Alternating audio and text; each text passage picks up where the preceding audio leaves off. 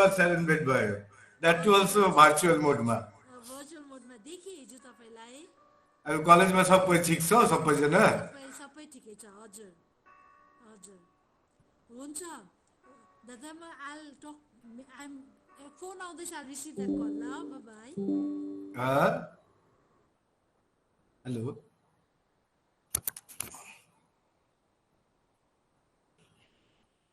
Abhijit da, good afternoon.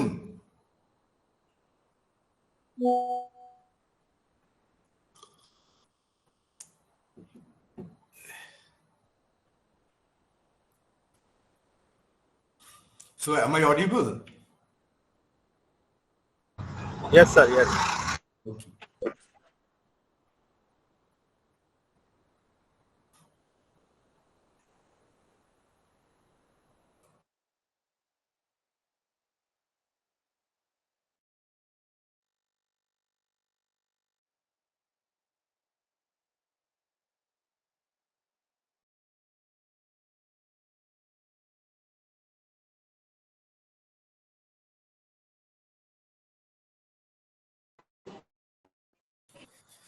So, Amitabh sir, good afternoon. So, Amitabh Srivastava sir, good afternoon. Very good afternoon, sir. Good afternoon. So, I welcome you. Just waiting for rest of the participants to join. Possibly within short possible time, they will join. Sir. Yeah. We'll start. Okay, okay, sir. Okay. Thank you. Thank you.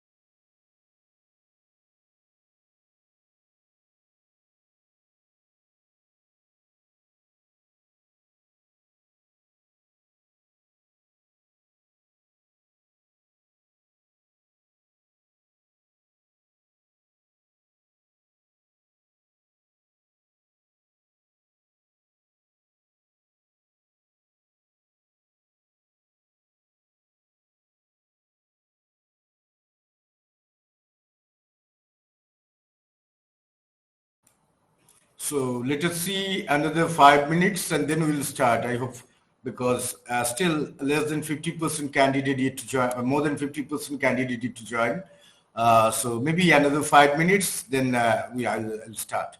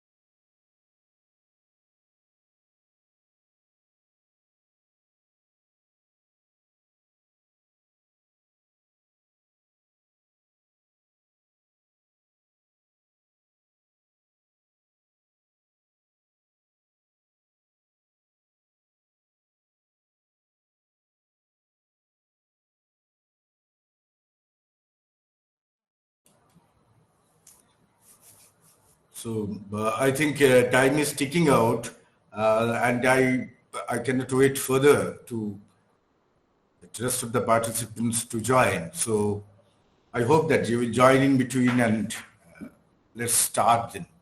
So I think I should start, isn't it?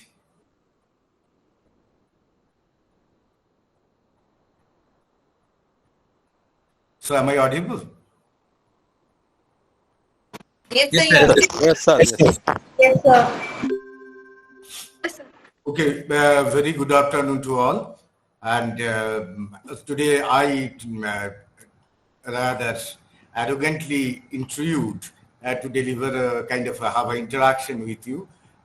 Ideally, I shouldn't, but I failed to stop my temptation because such a galaxy of resource persons, esteemed teachers, principals, and associated to various academic institutions across the country. So I don't want to lose a chance to have an interaction with you. So with these kind of things, I prefer to have a kind of a dialogue with you, at least in this particular session. So already, as in the introduction, little bit of introduction I gave, and then you had 2 lectures yesterday, Parthaputim.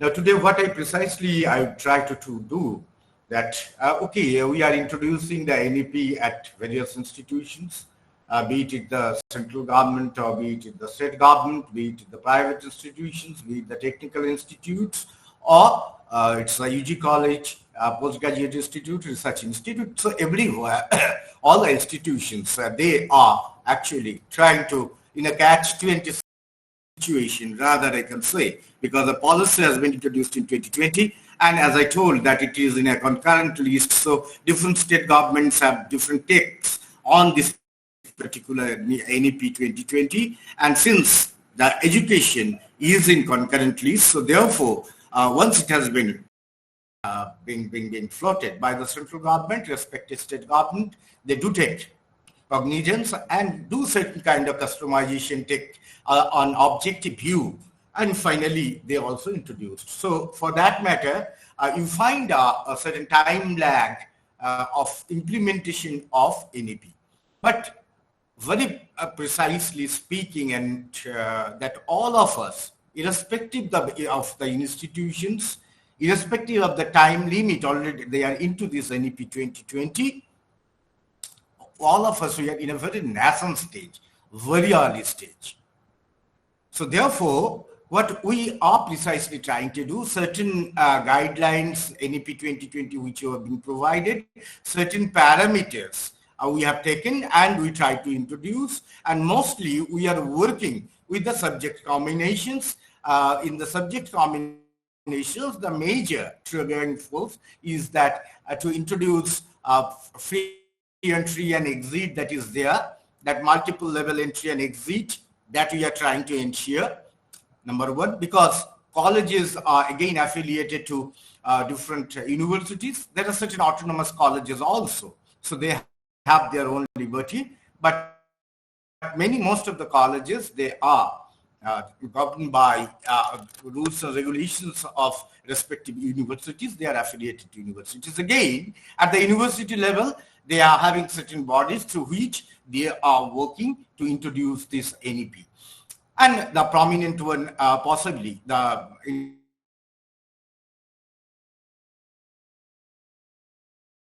and then you have faculty council, you have PG Board of Studies, you have UG Board of Studies, and but they are again connected with different stakeholders in the process. Things are gradually taking shape, and somewhere it is better shaped, somewhere it is we are struggling a bit, and that's quite natural.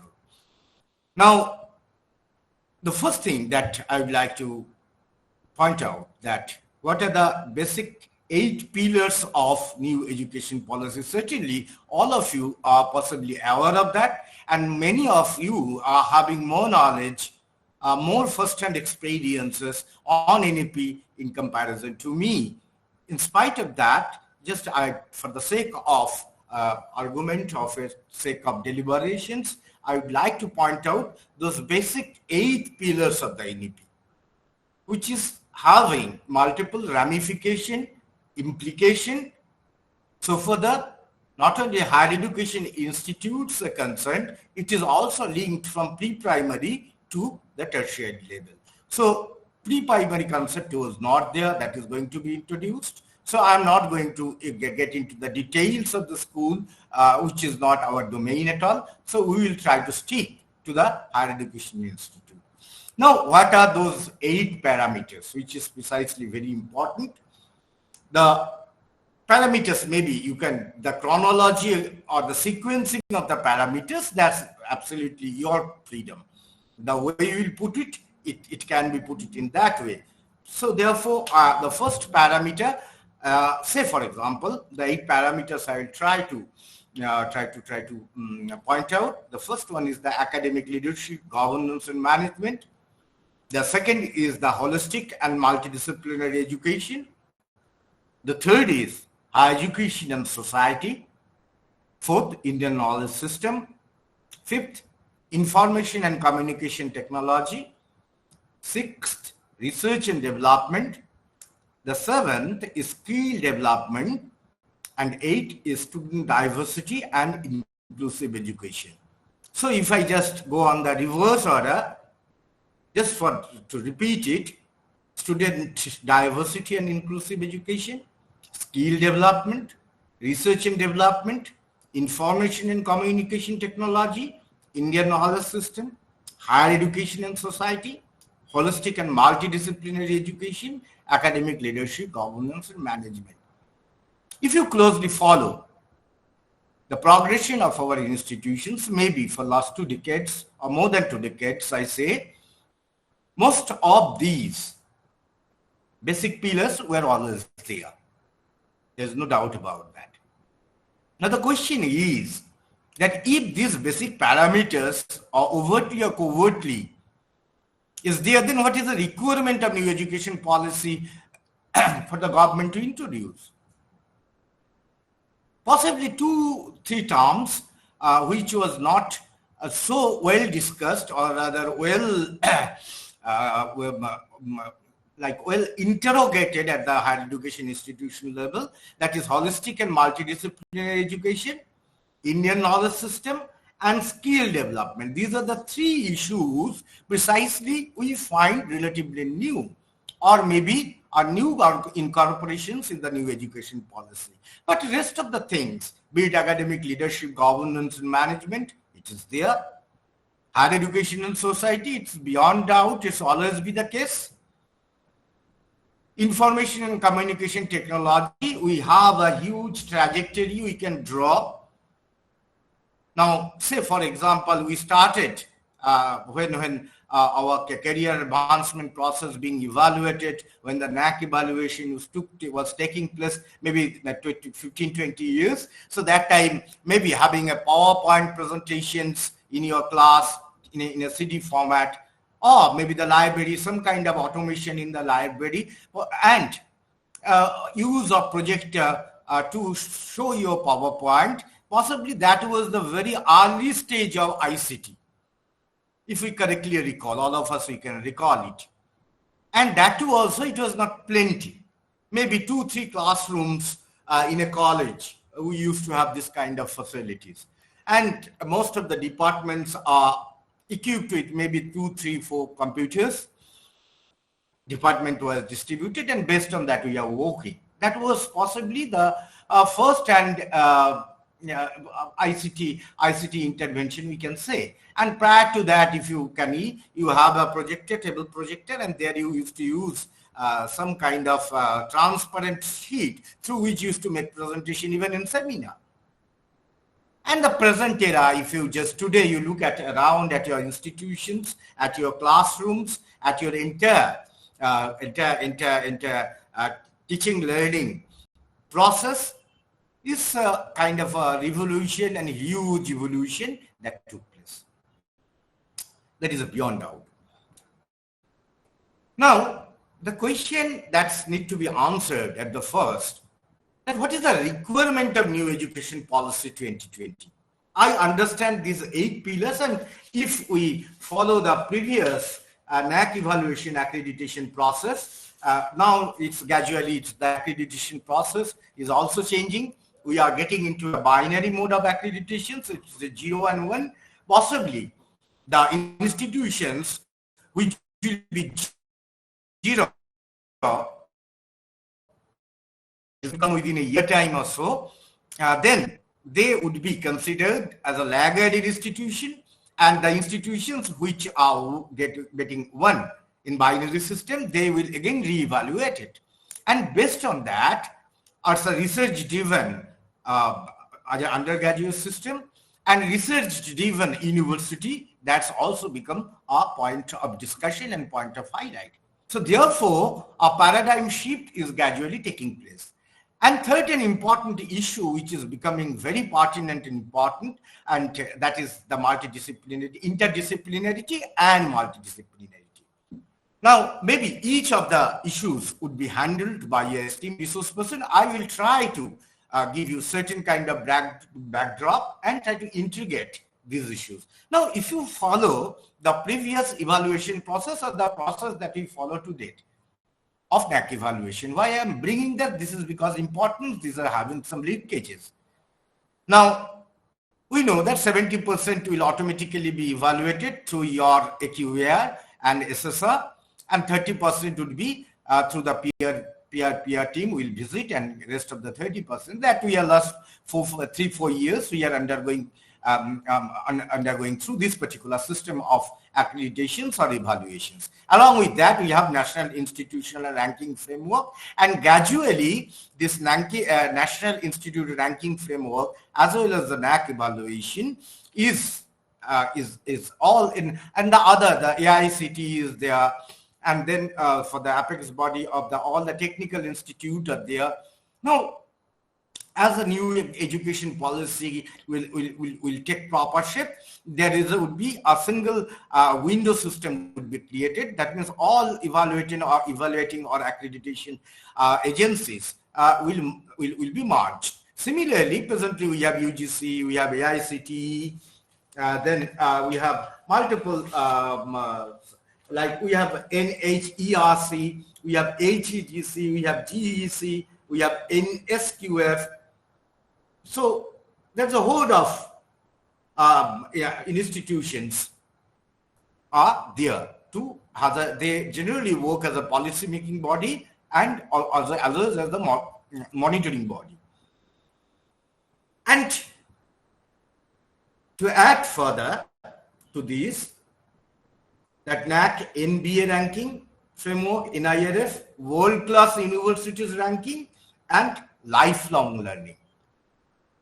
These also become part of the institutional development plan. That means institutional development plan, if you follow the NEP more closely, then what's coming? A quality framework, academic standard setting, accreditation by NAAC, NBA ranking framework, NIRF and world-class universities, lifelong learning. Now, every accreditations of these bodies having their own connotations and implications, but they are again integrated. Why they are integrated? I'll come to those points little later. Then if you look at the institutional framework of the universities, then it is coming the organizational design, type of HEI, there is UGC is there, AICT is there, and related national and state level institutes are there.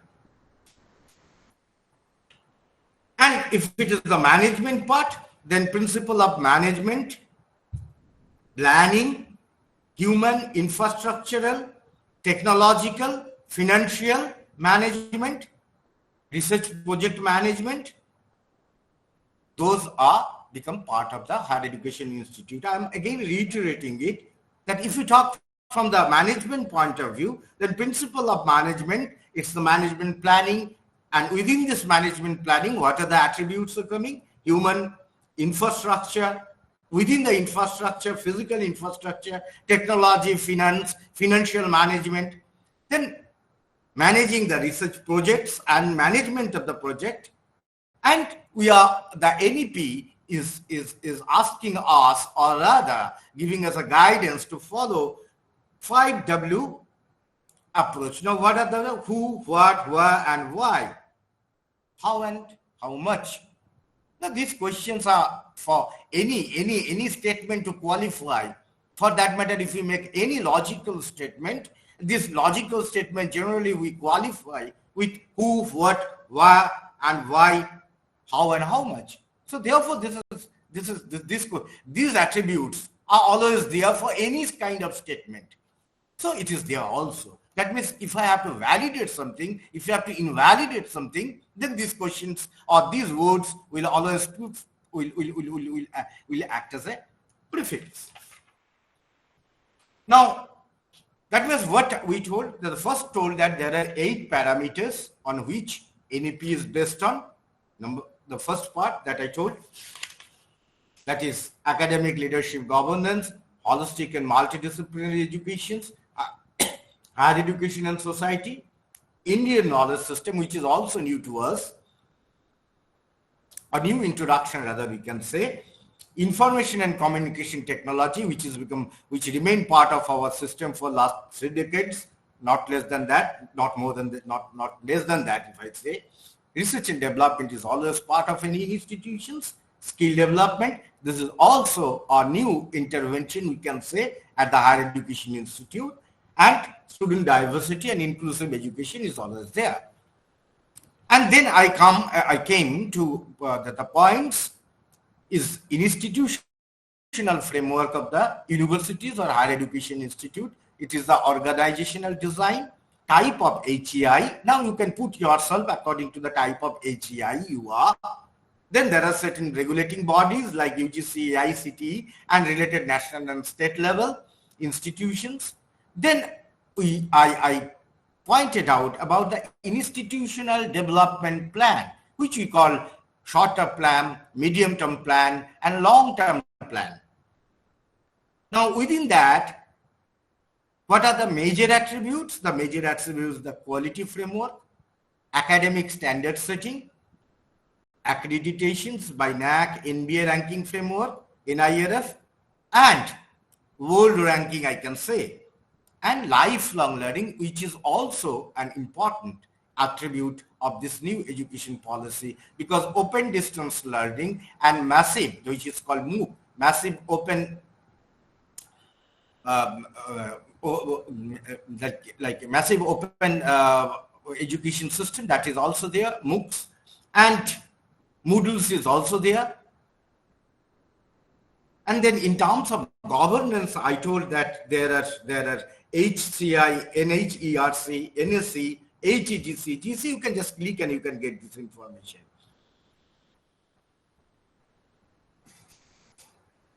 Then you have, within the governance setup, there are 3 basic parameters there. One is economic, another is political, another is social, and the last one is administration. That means economic, political, social, administration. Why I am pointing this, uttering these words, I just come to those points. It's my responsibility. Because the whole system of governance, if we talk about, then it is autonomy with accountability. That is the ultimate goal. So therefore, e-governance and environmental and social governance, that's gaining importance. That means autonomy with accountability, that is the ultimate goal. And in this autonomy and accountability, what are the attributes have been put? E-governance and environment and social governance. And then coming the management part. Now in the management part, I told that basic principle of management would be followed. And how to plan how to use your infrastructure, how to use your human resources, how to use your technology, how to make your financial management, how to take care of your research projects or your quest for research and integration of the research. Now, these are the attributes is basically related to the different parameters or different aspect, also called academic leadership, governance, and management, the point I first raised. And if you follow the criteria of NAC, that is the curricular aspect, you can link your curricular aspect with new education policy, because in new education policy, from the curricular aspect, holistic and multidisciplinary education is getting into your curricular aspect. Whatever be there, already certain laid down parameters are there on which all the institution worked on. And there are certain ways to handle those issues. We know, I'm not going to reiterate that. Then next coming teaching, learning and evaluation. Now, if you talk about the teaching, learning and evaluation, then this teaching, learning, evaluation is closely linked with the higher education and society. It is getting closely linked with Indian knowledge system. It is getting closely linked with information and communication technology. It is also getting linked with the research and development. And this is further going to be linked with skill development, and another terminology is now frequently being used, which is called entrepreneurship. And student diversity and inclusive education. Now, student diversity and progression is already part of the NAC evaluation. Now, the question of diversity and inclusive education is a matter of debate, matter of critical argument. Why it is a critical argument, if time permits, I try to allow. Now, your next thing is coming is the research, innovation and extension. Now, this is already it is there in the new education policy in terms of research and development, which was earlier being linked to research, innovation and extension.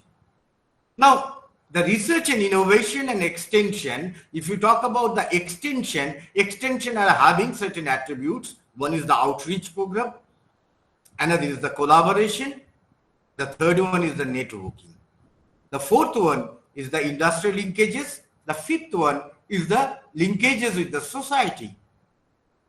Now, if we closely follow the documents, you find that these attributes are being reiterated or re-emphasized in the new education policy. That means research, innovation and extension should be linked with collaboration, and already we are having in NAC evaluation that operational memorandum of understanding. Now, memorandum of understanding, generally we mean that it must have to be with some education, with some industry or with some premier education system, but not necessarily so.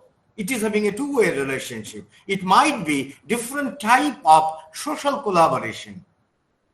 You have already certain outreach program in place in your respective institution in terms of NSS, in terms of Women's Studies Center, in terms of your NCC, in terms of your adaptation of village through NSS program, and multiple sensitization program that you carry on under different banner through different programs laid down by the state government or the central government.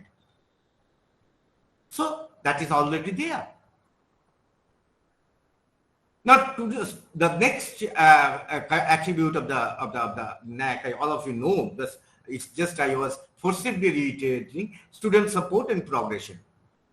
Now, student support system will take all the physical infrastructure, your technical infrastructure, your human infrastructure, and then obviously it should have a strong basis of research opportunities and research infrastructure too. And so for the progressions are concerned, which has become pretty important in the sense that we have a supply line that is very important, that's pre-primary to university level. So if that particular linkages, if it is become in parts, then the most serious casualties are going to be the universities and the undergraduate colleges. So therefore, there should be a robust linkages from pre-primary to higher education institute. Because if the supply chain got disturbed, got truncated for many reasons, for financial reasons, for social reasons, for political reasons, for any other reasons, then the casualties would be at the multiple levels.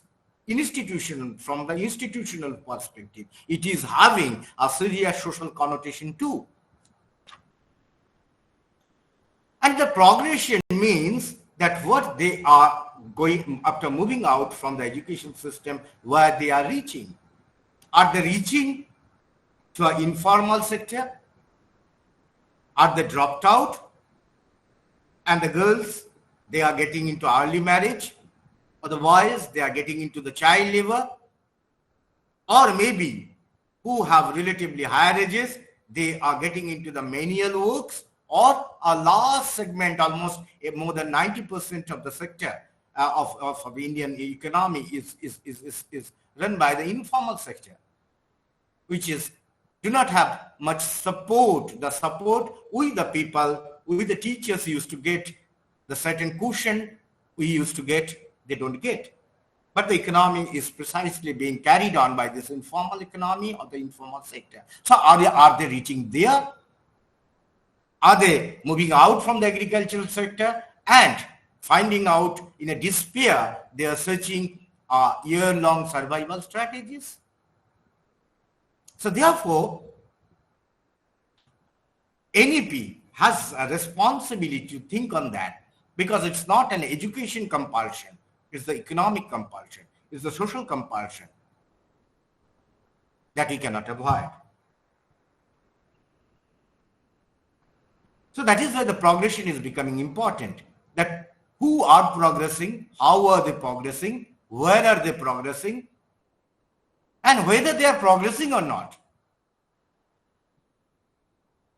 Then governance, leadership and management, I'm not going to deal much on that. Governance, leadership and management based on three things rather, in higher education institutions, which is mostly aided by the government, be it the college, be it the universities, or be it other higher education institute. First, there should be a strong sense of democracy. There is a strong sense of argument. There should be a strong sense of argument and counter-argument. There should be decentralized decision-making system. And this entire higher education system, or rather education system, should, if it is based on democratic values, then democracy is actually a liberal idea, and this liberal idea is again sustaining on two basic attributes, which actually we got it from the Renaissance, or maybe some of our ancient civilization give, that cooperation and companionship. So therefore, when we talk about the governance, leadership and management, it has to be democratic, number one. Number two is that if it is democratic, then it should based on argumentation. And argumentation is again having two attributes. One is affirmation, another is critique. Now, if we become too affirmative, the administrations would be very high-ended autocratic administration. So therefore, the questions of companionship and cooperativeness, if we dilute it for my own individual sake, own individual interest, own individual upliftment and upward mobility, the major casualties would be the democratic system. And the leadership will start behaving like autocrat. So therefore, if it is true for the country, it is true for an institution, it's true for a society. That means argumentation, or it is having too affirmation. That means if we, within a framework, if we become too affirmative, we are paving the way for autocracy. And if we become too critical for everything, if I try to negate, then we will lead to anarchy. So therefore, when you talk about the institutions, leadership and governance, then these become the key importance. So, okay, we managed to show that we are having a democratic system. We managed to show that we have n number of bodies, decision making, which we from department to reaching at the top. And it is from the top, it is coming down. But in spite of that, implicitly, it's remain embedded within the society. If we try to dilute it, the higher education institutions suffer, and it will suffer badly within the framework of new education policy. So that is there. I'm just reiterating the point and the last point, institutional value and best practices. Most of the cases we take the environmental and social governance and practices in the best practices or the institutional value. Now, why is it so? And why is it so important? Why we need to think again and again? Because the entire development discourse, entire civilizational progression, the major casualties is the nature. The major casualties is the environment that we live in. Why it become a major casualties? We have an answer from our own country. Gandhiji has given you a clarion call of freedom struggle. And that is based on the concept of ahimsa. But if that become a weapon, strong weapon to throw out the colonial rulers, colonial masters practicing ahimsa, then the question that followed immediately, are we remain ahimsa towards our environment? Have we practiced ahimsa towards our environment, our nature, which is we are part of that nature, a very small part of the nature? No, we remain absolutely brutal. We become absolutely lethal to abuse, and right from the industrial revolution to that, and that model is being followed by most of the countries across the world. So therefore, that's pretty important. And we are playing the natural catastrophe and the environmental catastrophe and the damages. That is why maybe we are harping on climate change, global warming, and so on and so forth. And that's become part of our curricula. That become major dominant discourse in the research and development. Across the globe, across the world, we are coming out with sustainable development goals. We are again coming out with the courses on sustainable development. Now, when I'm referring that why these courses are coming up, that is giving us another indicator that there is certain degree of flexibility is being added. Having some generalized courses which are gradually undergoing a change for over last 2.5 decades. We all of us know in the undergraduate system, we have a 2+1 system initially, then we move to 1+1+1 system, then we move to choice-based credit system, and then the semester system was introduced in the postgraduate level, and it's also being there in the undergraduate level. Now it's further being subdivided that I can make a very short possible time. So therefore, on the one hand, there is kind of these are the major dominant problems that we are facing across the globe, which is natural in nature, which is anthropocentric. Our basic attitude towards the environment, but that is also allowing to develop courses, certificate courses, or your courses within the system, and that courses not only can be taught within the university, within the higher education system, or within your college, but those courses can be floated across the globe. And that is why you find the Harvard University or MITs, or for that matter, Indian Institute of Management, for that matter, IITs, they're coming out with 2 months courses, 3-month courses on public policies, on sustainable development, and many more. And they are seeking students all over the world. So now there is no end. Say it might be minus infinity to plus infinity, type of variation, type of interdisciplinarity, type of multidisciplinarity we can add to our education system. But the question is, what is my infrastructure? What is my human resource? That means number of teachers, number of non-teachers. What is the advanced technology that is required? Okay, there is a question mark. And then obviously the resource. Now NEP has set certain goals that we have a gross enrollment ratio to 50 to 60% and 5 to 6% of the GDP are to be spent. Government couldn't spend that one. If you follow successive budgets, union budget, you find that in education, it's always be a casualty. There are two major casualties in the union budget in the successive periods, in successive regimes. One is health and other is education. The major cut down, if we follow, it is always happening here. Because we have to accept it, whether it is truthing to our ears or not, but that is the reality.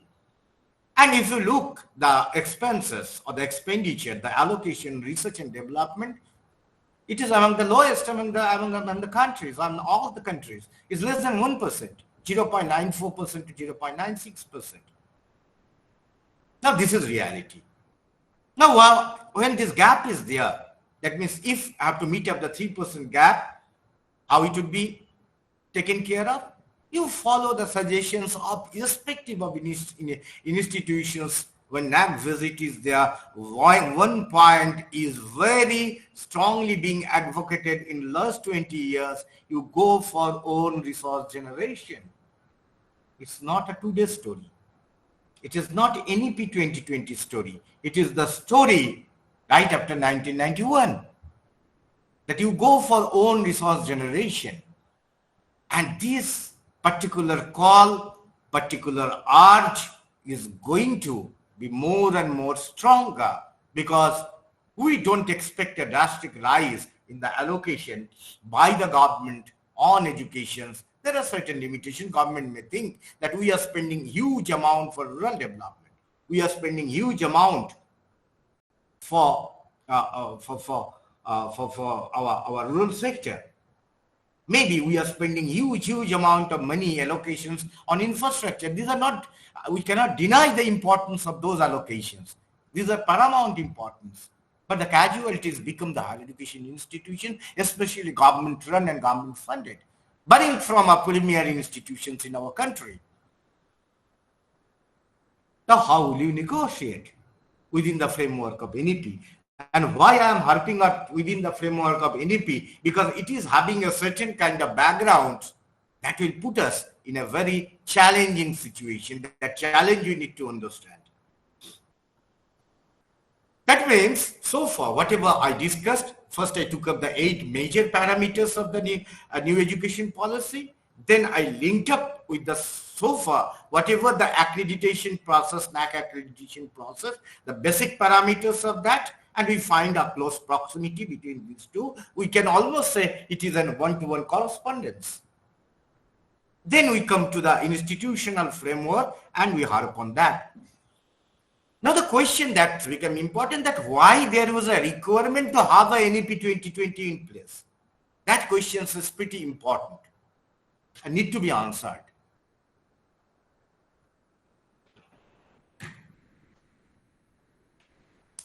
NEP 2020 is the outcome of new economic policy that was introduced in India in 1991.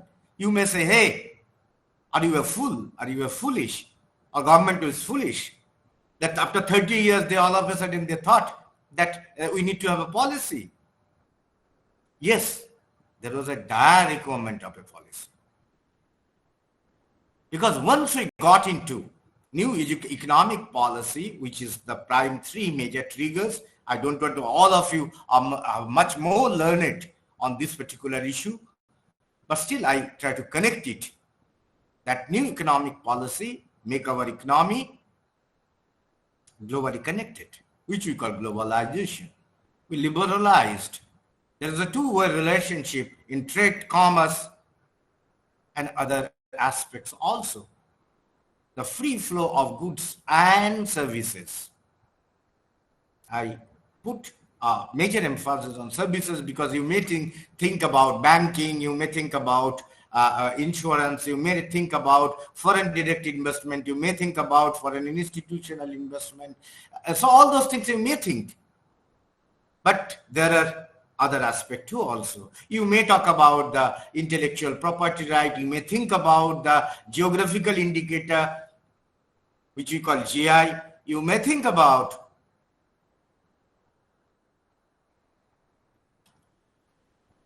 any your changes in the labor laws. You may think, or rather you thinking that the downsizing of the government, these are the outcome of the new economic policy. And almost we have a third generation liberal reforms are going on. Now the question is that, how do I relate it to the education?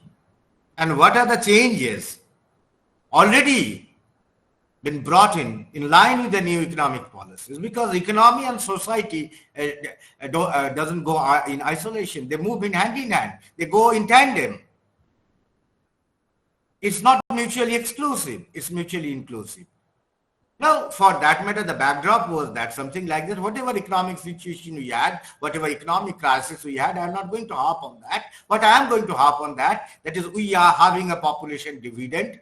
We use the word dividend. That means we have a huge population. Entire South Asia contains 2/3 of the population, and the West is negotiating thus a reverse picture. Their population growth is either it has become zero or it has become negative.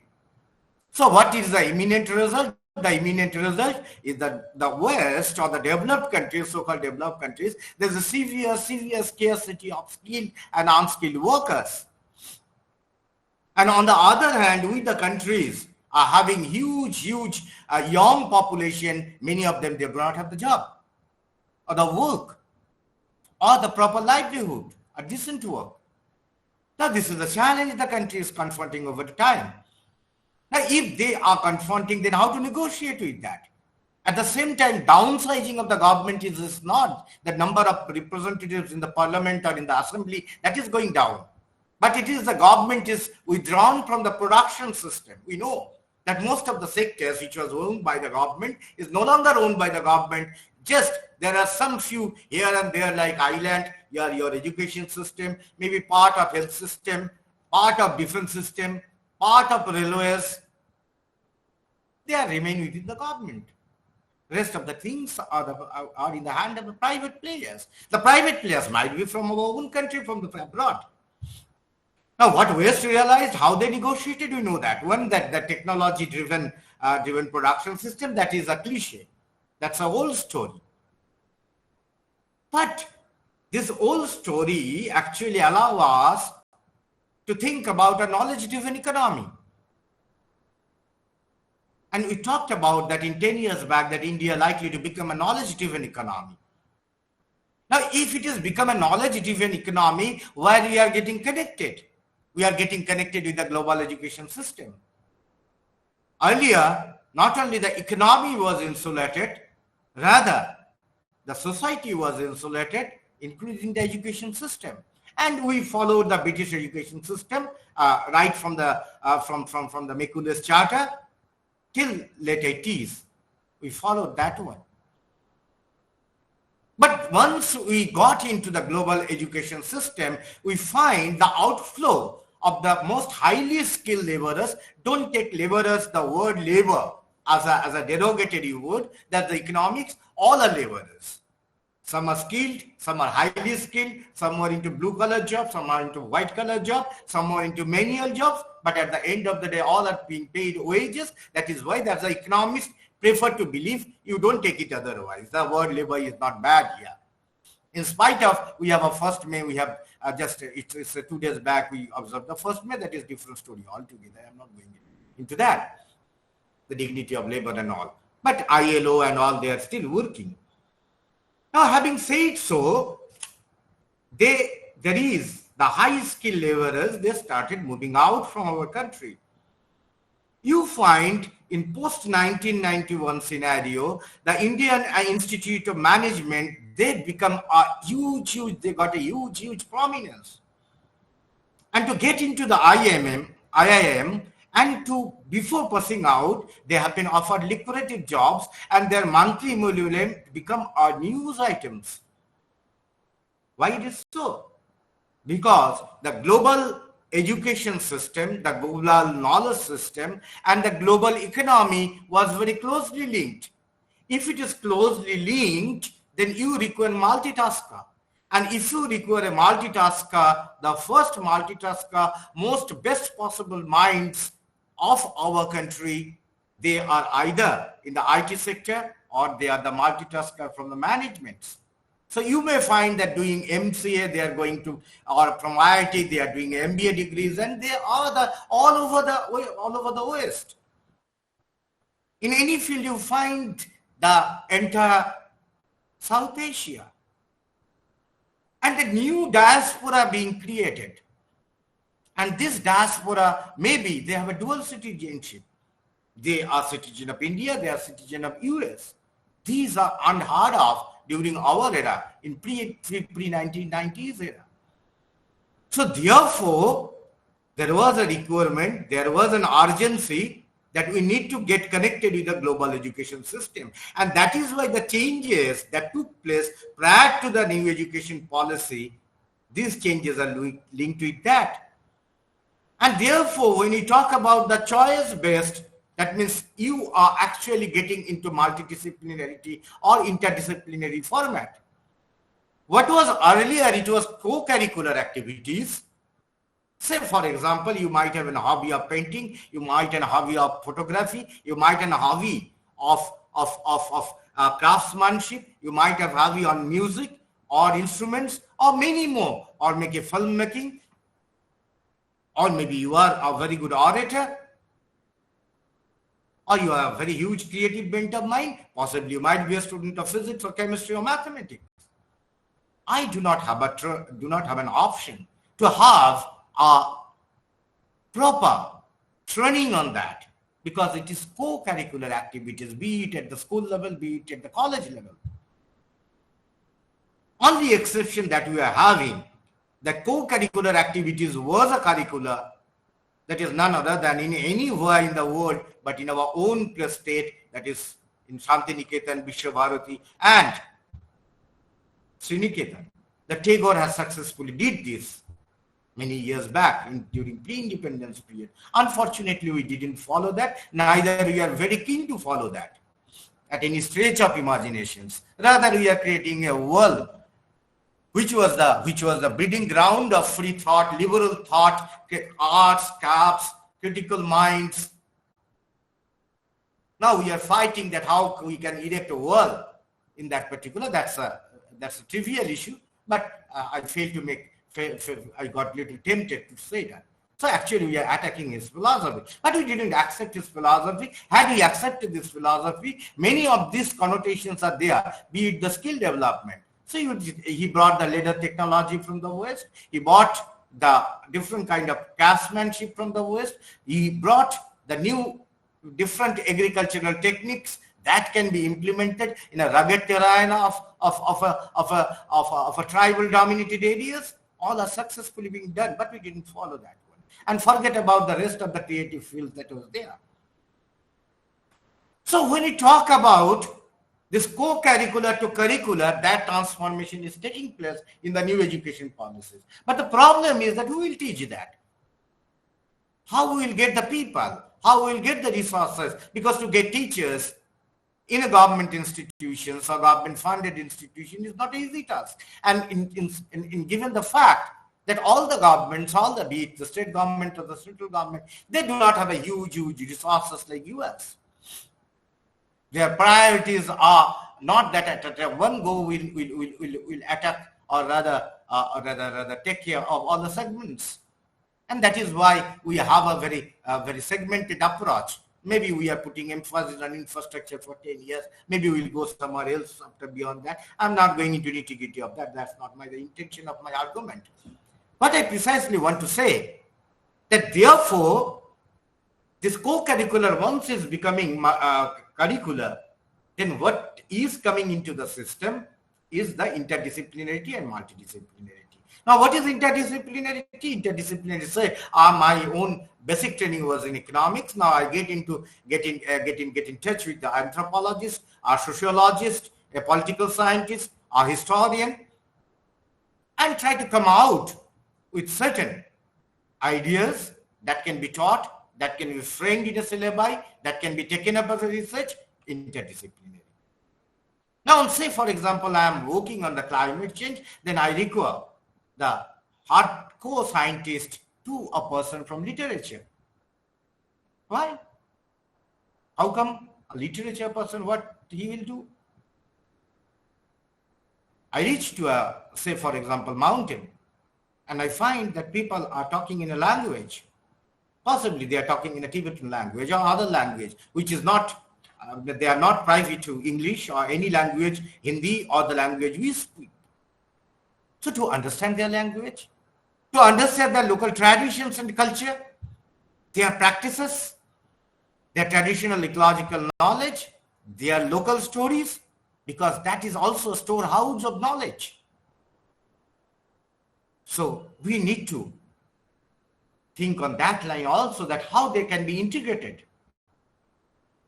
So we talk about the local culture we have in our university, we have a center, a Rava. They have their music, they have their own way of life, their own way of survival with close proximity with the nature. And there are many people across the world, they survive with the nature, unlike us. Now their knowledge system is equally important, and that can be institutionalized. That can become a part of outreach program. That can become a collaborative activities, international research. Now, this sounds really very rosy, but the problems, again and again, that is, we have to boil it down, that how we can break these shackles. The resource, number one. Next is the psychological aspect. We are so bogged down with our own disciplinary training. We always prefer to get less associated to any other discipline, or rather the interdisciplinarity, the psychologically, that's not absent. So when our institutions within the framework of NEP practicing the interdisciplinarity and multidisciplinarity in terms of research, in terms of developing curricula, in terms of developing courses, what precisely require a sense of interdisciplinarity and sense of multidisciplinarity. And for that matter, the so-called,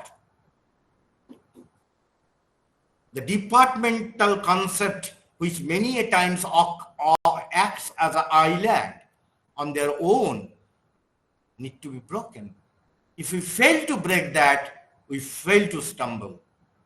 Therefore, a psychological change is a habit. Yes, we conduct international conferences, we write that interdisciplinary international conferences, multidisciplinary conferences, and I took some issues which are giving options to a field from literature to the science. We are gradually getting into that particular mode.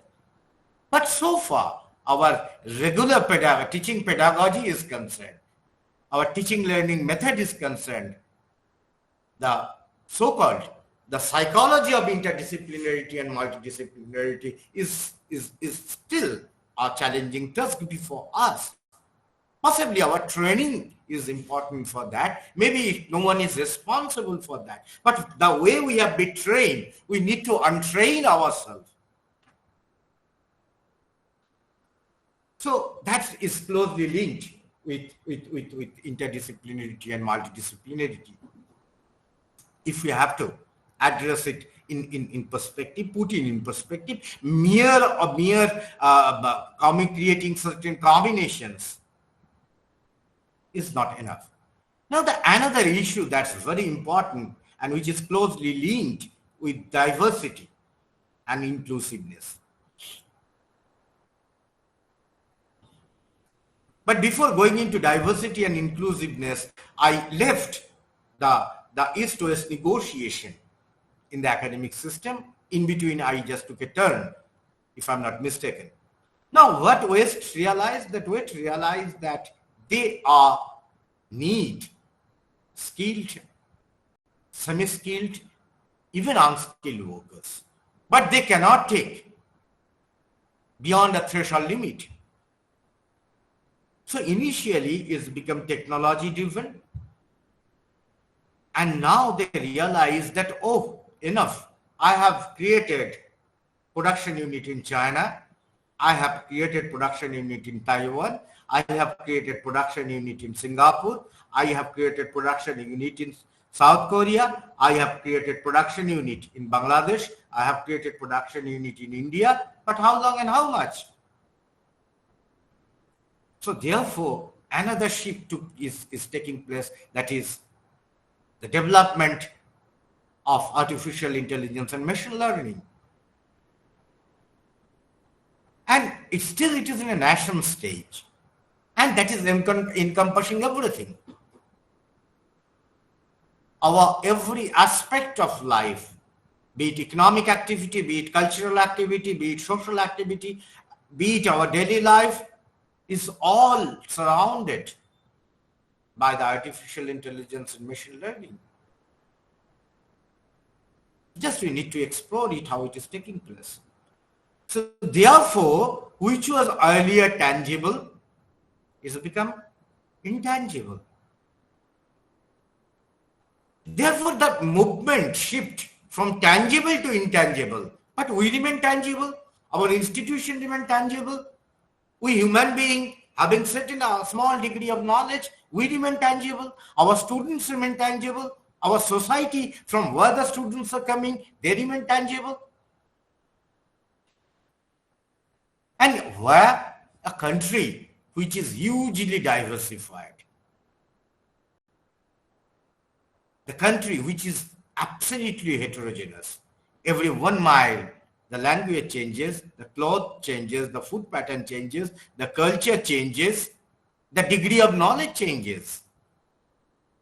So we have a huge, the geographical setting changes, the resource endowment, natural resource endowment changes. So heterogeneity is at the core. Now, in a heterogeneous system, if you have a homogeneous policy, excuse me. Hello. So anything important? I'm in a lecture.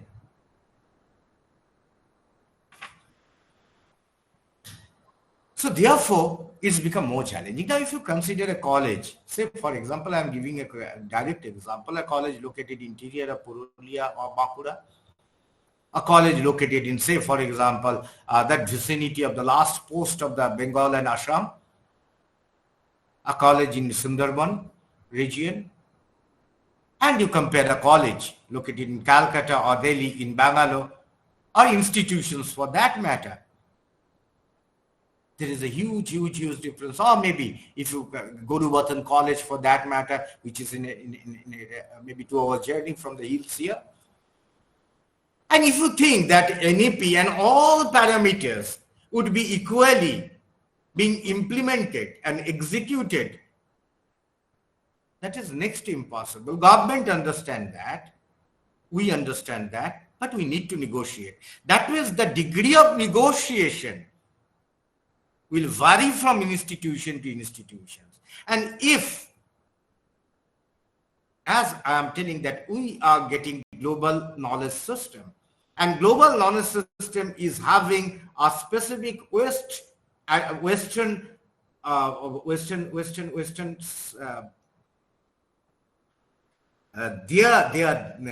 what I mean to say, that it is their advantage that matter most. But what we perceived, what approach we took in the post-reform period, that we also want to take the advantage out of that.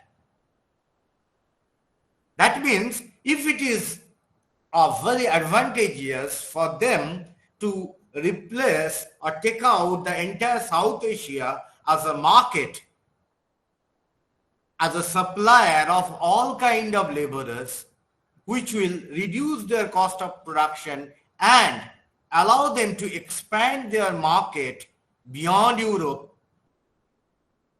if it is US, and Europe, beyond US and other part, then obviously South Asia will remain the focal point. And we realize that we have a population dividend. Our population growth has come down from 2.1% to 1.8%. So every year our young population is getting into labor force. And on the if the government size of the government is constantly shrinking, many of the earlier jobs are getting disappeared or already got disappeared. Then what is important is some kind of self-sufficiency is required. And self-sufficiency is getting linked with the skill development. Say, for example, I'm telling that what I wish to be in my next bar. I wish to have two knowledge at least. One is carpentry, another is electricity. How to manage your electrical things. Because to get anything, or maybe some knowledge to handle your SE and all, you find that this entire skill is being carried on by the people who are not trained at all. Even the plumbing. And this kind of, now you have AI-driven technology is shrouding you. So therefore, we require a labor force who are thorough to the artificial intelligence or machine learning. Now, if we fail to integrate,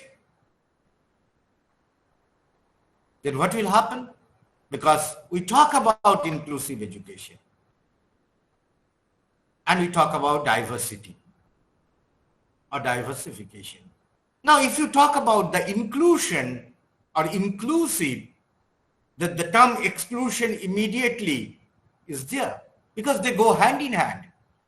Because if you look at our history is the exclusions of the so-called lower caste of the society.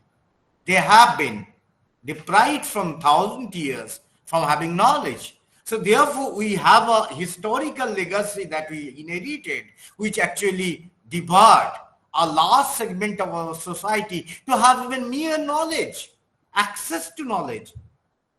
So with these cleavages, the post-independent India started functioning. So-called tribes who are staying in the forest or the mineral-rich resources, they have been ripped off historically. In the historical period, they are ripped off and thrown away from their resources. How will you include them? How will you make them inclusive?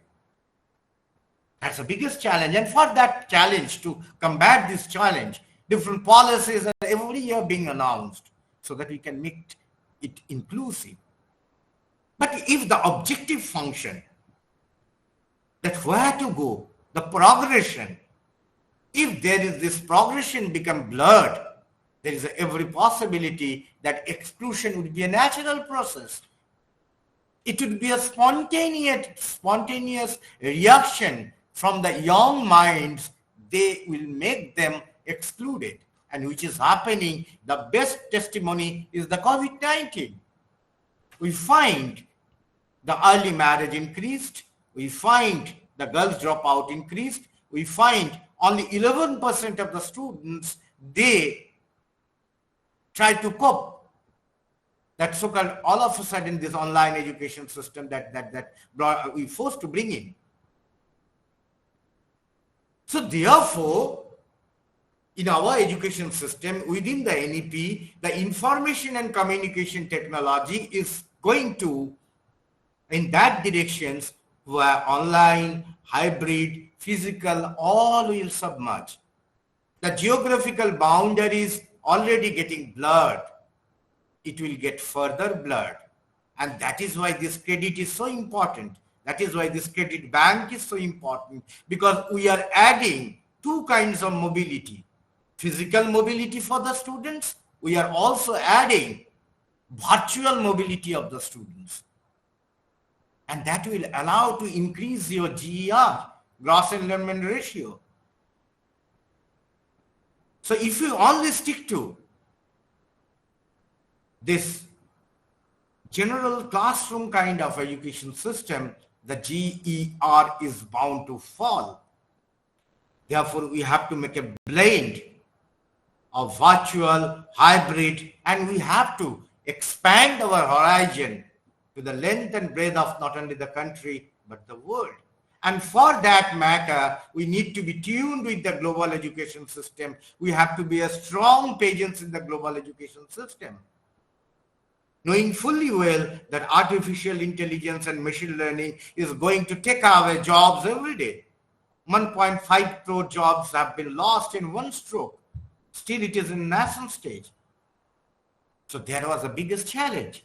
And another challenge that's going to come, I think my time is up till 5, no? Sorry, no, 4:30. Sorry, I'm gradually coming close to my things. So the 2% expenses, if it remain that, from where this 3% will come, how this entire transformation will take place. It's not that government is having a very straight-cut answer. There are two options. One option is very prominent. Already we have observed that entire school education system is the government-aided school education system is really struggling in spite of having all kind of facilities in place. You have free educations, you have all kind of support system, you have midday meal, still you find a high dropout rate. And the middle class, the upper middle class and the elite, they are no longer opting for public school. They are going to private schools and the best brands have been created. That means there is a change in the nature of education. Education is a merit good, a public good. Now, public good, what is the meaning of public good? Meaning of public good is non-excludability and non-rivalry. That means no one should be excluded from the education to get education. That means inclusive. And non-rival means that one cannot throw out our, by dint of class, creed, religion, no one should. No rivalry can be created. It will be everyone will be the access. But if you look at the private education system, right from primary level to even the tertiary level, the presence is gaining more and more prominence. So there, the nature of the education as a public good, gradually a commodification is taking place. It is become a commodity. Now, once education would be available in terms of commodity, on the other hand, the entire government-funded institutions where education is a public good, there is going to be a rivalry is going to be created between a commodity and between a public good, which is precisely happened in the health sector. And in health sector, it's almost already got decided. The entire dynamic shifted from the public sector to the private sector in the health system. Now, let's consider all of us, those who are part of, I'm not blaming that private institution is bad. I'm not taking a position. So I'm talking about that what reality is going to emerge or likely to emerge. The situation is that now the rivalry we talked about, the public good and the commodity, education as a public good and education as a commodity, then the rivalry will be settled in terms of competition. That means the publicly funded institutions, they become part of global education system. The global structure believe in competition, believe in efficiency, believe in diversification, believe beyond time. If that's the global reality, we have already adapted the global reality. We have shown certain kind of adaptability of the global reality.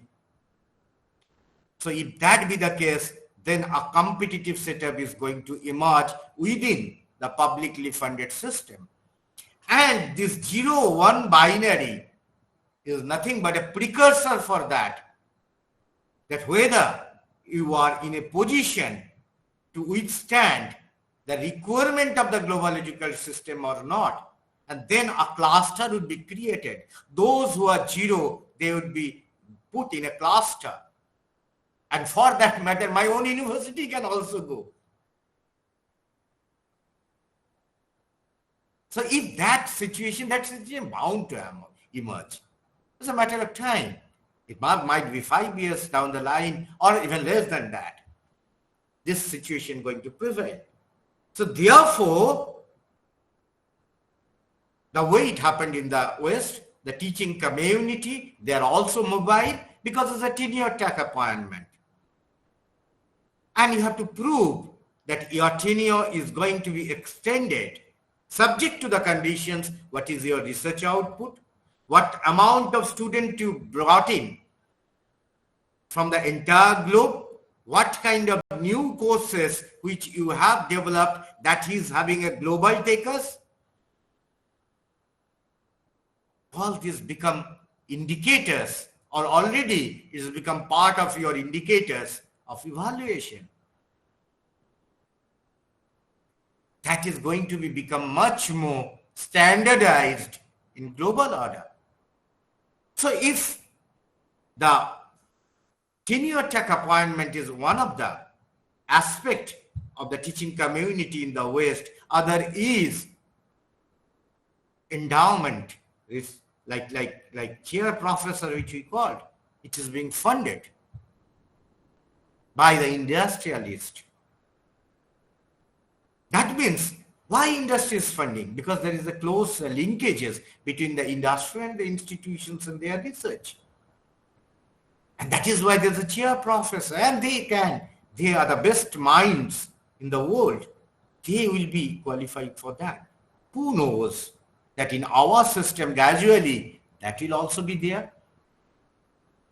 Maybe we have an age of superannuation and we are, but we have to withstand the global education system, the global educators within the ambit of NEP. That is also a reality that we are going to confront, even within the country. Today you see the Ashoka University, Jindal University, Sharda University. 20 years back we used to just make mock, a private institute, a sense of kind of they are. And now see, in a span of 10 years, they emerged at one of the best institutions. But what is the tuition fees? It's 60,000 per month in Ashoka University. The best people they are teaching, the best knowledge they are getting, best critical minds are being nurtured. Though it has been LSE or MIT or Harvard and all. But the question is that whether the inclusiveness would be maintained. That's $1 million question.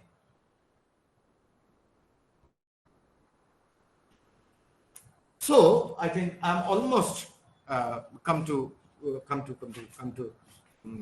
need to conclude rather. This monologue I am just carrying on. I don't know how meaningful, but anyway, whatever is coming in my mind, basically I am a confused person in this particular area, so I am sharing my confusion with you. It might be so that your confusion may galore. Now, basically when we do the research and everything, interdisciplinary, multidisciplinary or subject domain, let me clarify that two things are very important. One thing is the concept of ethics in higher education, or for about that matter education. Now, what is the ethics? Ethics is the highest good for all living beings. Yesterday, I think Professor Pal was telling about that environment has considered as a fundamental rights. And I mentioned just to supplement him at the end, that ethics means highest good for all living beings. And the society that we had, again I'm mentioning, quote unquote, the society we had, the society we conceived in post-independent period or during colonial period, the Indian nationalist or like the best brain during that period of time, they always visualized a need-based society loaded with the best knowledge from every part of the world. And this is the ancient history also, because ancient civilization, if we talk about, it is the Greece, at the top that is China, and the left side it is the Africa, and in between the entire region. And that is the hub of civilization, that is the hub of trade. In the the terrestrial route is the your Silk Route and the Indian Ocean. That is the hub of civilization, that is the hub of religion, that is the hub of creativity. And the relegation started in late 14th century, and from 15th century onward, early 15th century, the European ascendancy took place. And by 18th century, the Renaissance, again, industrial revolution, that changed the whole the dynamics. Now, these are the past stories. But what was essential? That we had a needs-based society, but we have gravitated from need-based society to a greed-based society which believed in material happiness. Earlier, the need-based society, the philosophy was inner happiness. So we have already negotiated and we succumb to a greed-based society. So we are vying for material happiness. And the world order, the global knowledge system ensures the material happiness. Since we have already negotiated or debunked the concept of inner happiness and need-based society and moved forward to a materialistic happiness and greed-based society, therefore, this kind of knowledge system is bound to be here. But without compromising the ethics, without compromising the thought of highest good of all society, without addressing the three basic philosophical problems. One is the philosophical problem that man's place in the universe. That means the question can be raised that only man will possess the or a sociological problem, which is part of philosophy, that relationship between individual and society. What kind of relationship will be there? So are we a product of nature? So if you take a geological clock, in a geological clock, it's 24 hours. The human civilization consists of only 2 minutes or less than 2 minutes. So many thousand years only consist of 2 minutes. And we really boast of that we are the means and we are the end. But that's not the case that we can realize or that you have realized. So therefore, the relation between the individual and society is a philosophical problem will be addressed, need to be addressed in every sphere. And the third philosophical problem is the political problem that we address, that individual and the state and the moral basis of the state. That is why maybe in our research coursework, we are studying now research and publication ethics. That's unfortunate, but that's true. That means there was some compromise we made. So therefore, when we talk about these 8 parameters of the new education policy, that is the academic, leadership, governance and management, holistic and multidisciplinary education. Now, if it is holistic, then this philosophy has a great role to play. If it is higher education and society, then what kind of society we are, what kind of society we have been transformed to, what kind of society we are practicing, we are rather try to become part of that. That is having a huge future ramification. And we talk about the Indian knowledge system, so be it the Vedic mathematics or be it the books written by Prafulla Chandra Rai, that is the Hindu chemistry.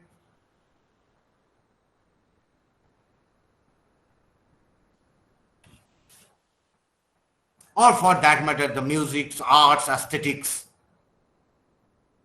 So Indian knowledge system will give enough ammunition to think on that. And research and development, it's collaboration, then it has to be an ethical collaboration. If it is networking, it's not a networking or selfish networking, rather a networking, a sense of companionship. If all the international conferences will give you a call, come here, do join, make the networking. But what kind of networking? Will that networking will only bolster my image, my CVs, my API score, my H index, my I index, or by and large it will help the society or the education by and large. And skill development, which we talk about, already Tagore has shown, Gandhiji has shown, Jesse Kumar Appa, he has shown. E.F. Sumakha, small is beautiful, he has shown. Elinor Ostrom, he has shown. She has shown rather. The society can sustain. And student diversity and inclusive education. So if we become exclusionary, then we are more and more become individual, and individual bound to come crumble, because within a crowd, gradually we are negotiating the loneliness. So therefore, I am not become a part of society. I am not become part of a larger domain, larger group. Rather, I am within a crowd carrying a single journey. Possibly it's a very pessimistic way to conclude, but we need to think, need to look at us from the institutional perspective. What is happening, that these are very much there. Teacher, they acquired knowledge and they disseminated the knowledge.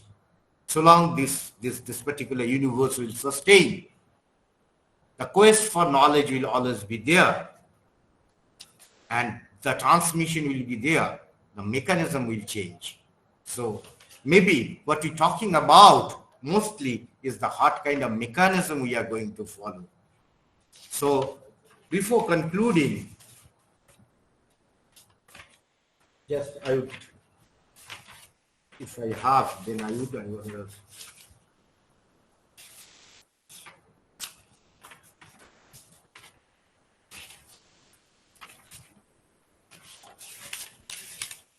Yes, I got it. Just I'll finish with two quotations, which is paramount importance for the higher education institutions. One statement made by Catherine Dew Gilpin, the first women president of Harvard University, who said that universities are meant to be producers not just knowledge but also doubt.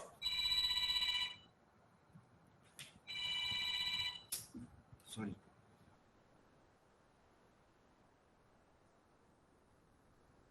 They are creative and unruly places, homes to a polyphony of voices.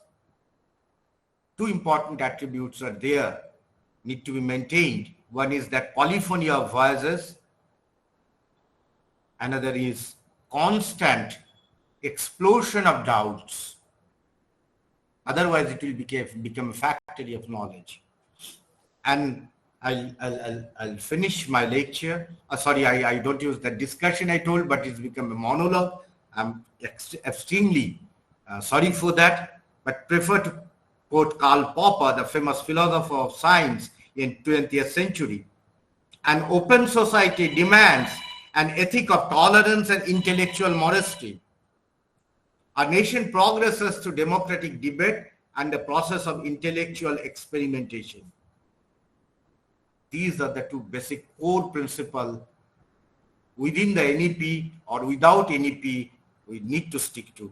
That's the major dominant discourse. With no point of time we should sacrifice. Thank you very much for hearing me. I don't know how meaningful I told, but the way I perceive the NEP 2020, I explained before you. Just I'll take a call for 1 minute and I'll try to have some interaction. Our next resource person will also come, join in between, I hope. Just give me 10 to 20 seconds.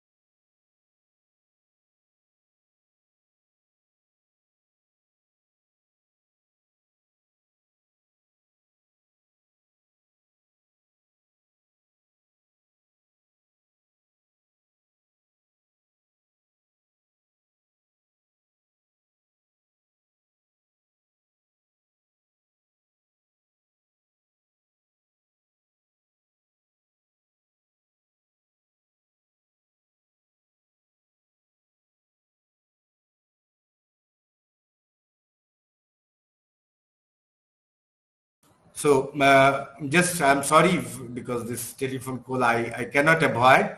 Nevertheless, I conclude my discussion on NEP 2020. I'm really thankful and grateful that you listened to me, but your opinion and your observations, because you are much more experienced, erudite in comparison to me.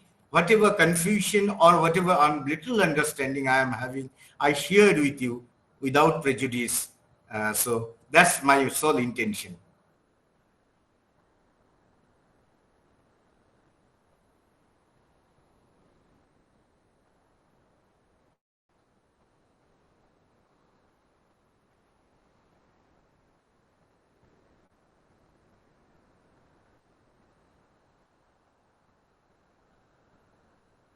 So anyone, if you can make any, so just it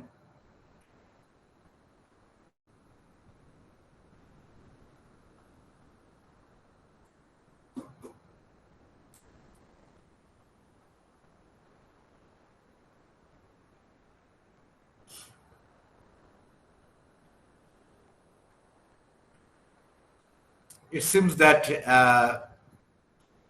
that okay, you require a small break. That would be fine. So our next speaker will join soon, or let me check that has joined or not.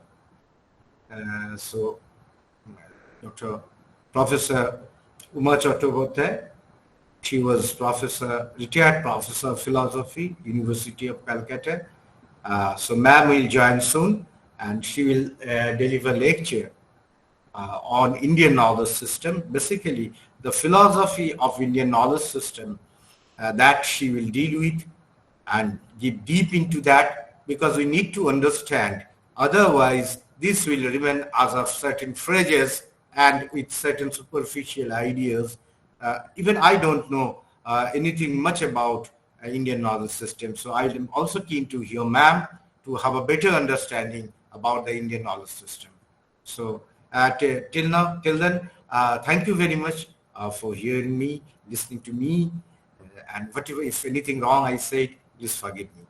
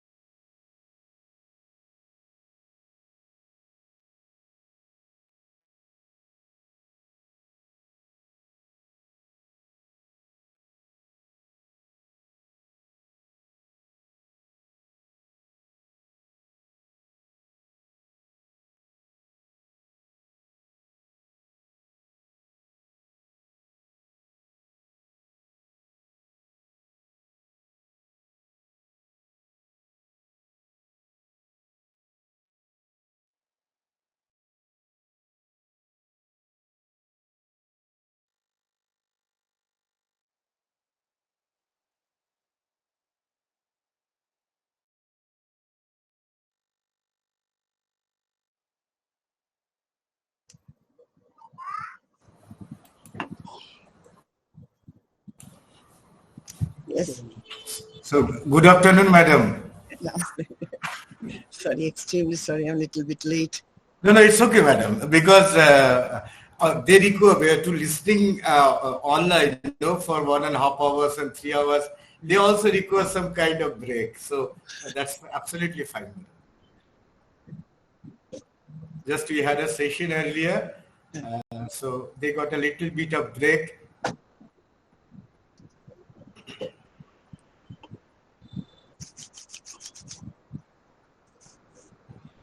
So, madam, shuru kori?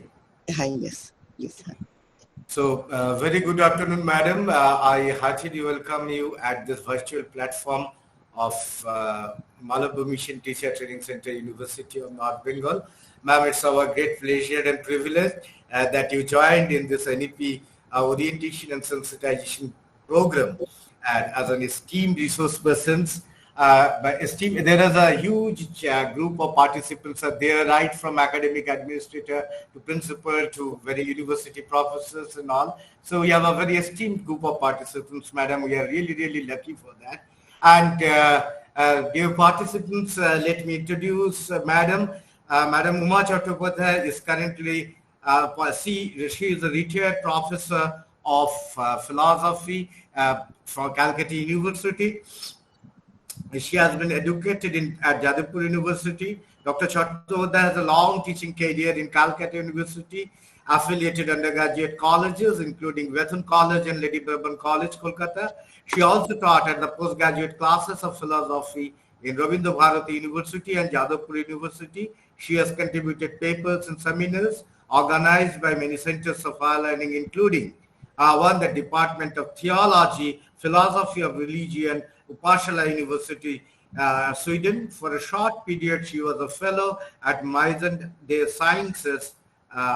So, ma'am, I may, because this French word I cannot pronounce. So in 2005, she was in Paris, one of the prestigious fellowships she got there. Her current research interests include Indian epistemology, metaphysics, philosophy of language, philosophy of religion, ethics, particularly applied ethics. She authored especially enjoys studying philosophy, both Indian and Western, from local and global perspective. She has published papers in many academic journals and anthologies, and he has a huge group of students who have all over the world as an esteemed, successful student of Madam.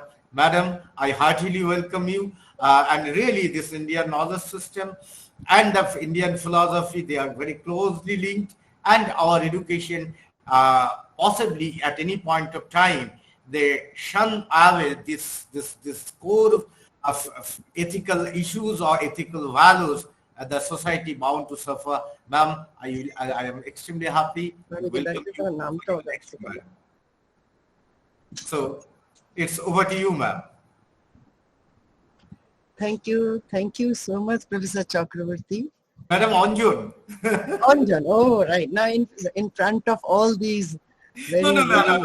That's participants, I can't say, so I was calling this in this way. Really, little bit what I need to say to the participants, that I was so happy by getting this invitation. This is a different kind of invitation as we get from the different seminars, different workshops, etc. This is different because in this seminar or in this course, workshop, although I was looking to this, different places I think they are organizing, here is the thinking regarding the new syllabus, which should be the curriculum program in different colleges and universities, where we should say something, we should, as we think. And I was continuously thinking when I was doing philosophy in the department, in teaching, that in philosophy, the two sections are totally different. One, the Indian tradition, other, the Anglo-American or Western philosophical tradition. So before all these things I enter, I should first say that I'm very much grateful and my namaste to everyone, every participant. I'm very happy that you people are there to listen some words. And I feel happy that I will be able to say something in front of you, all the learned participants, those who are very much interested to listen and enjoy this NEP. The Malivya institution they are organizing, and the responsibility is given to this North Bengal University, and Anjur has taken this responsibility. Thank you so much. My Binamra Pranam to everyone.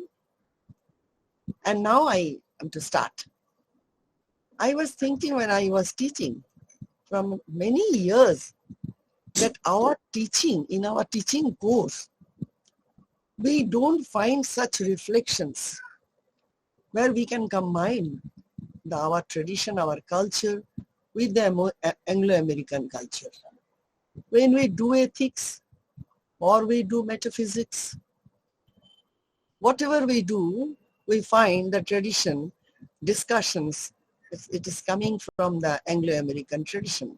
For example, to take a single simple example, when we do environmental ethics in philosophy, environmental ethics, that we find that the issue got the attention from these Western philosophers, Western thinkers. Then everyone in the world, across the world, took the issue and they started to discuss. And this environmental issue is taken in the Indian context as well.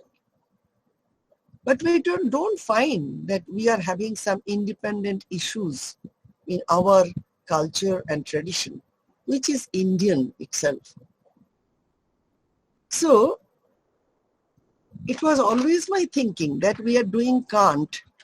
Kant is okay, he's a very renowned philosopher, no doubt. But in relation to Kant, how do we think in Indian tradition, Indian culture, which is our own culture? And this is my feeling because when I visited some places outside India, always I saw this thing, I had this experience that people are eager to know our own philosophy, our own ideas. They are not at all interested in listening their ideas.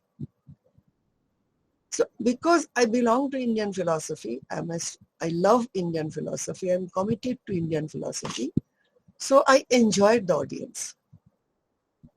But problem I find that when people, they visit, they are doing all through their life Western philosophy, before going to their place, they prepare something from the Indian tradition, at least the philosophy of Rabindranath Tagore or the philosophy of Vivekananda.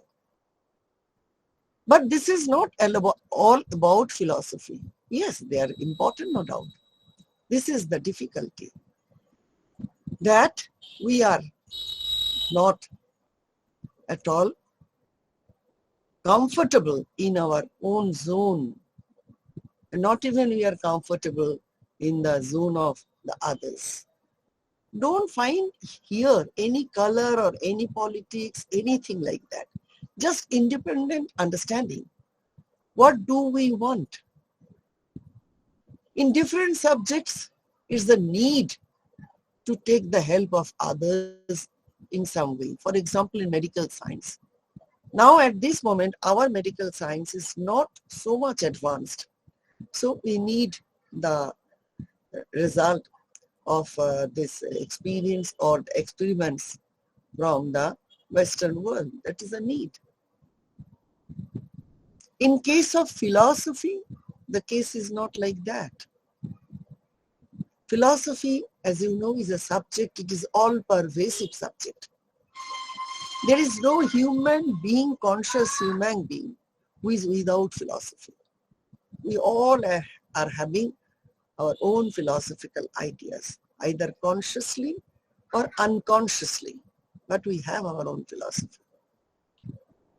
But This philosophy that we all the time we are accepting or believing, that has no such systematic production or the systematic conclusion, that creates problem. Sometimes we become empiricist, sometimes we become non-empiricist or rationalist, sometimes pragmatic, sometimes non-pragmatist. So we are not all the time consistent in our positions. When we do philosophy means we study consistently. And philosophy in this NEP, New Education Program, in NEP, philosophy has its own deep ideas and scope for the contribution.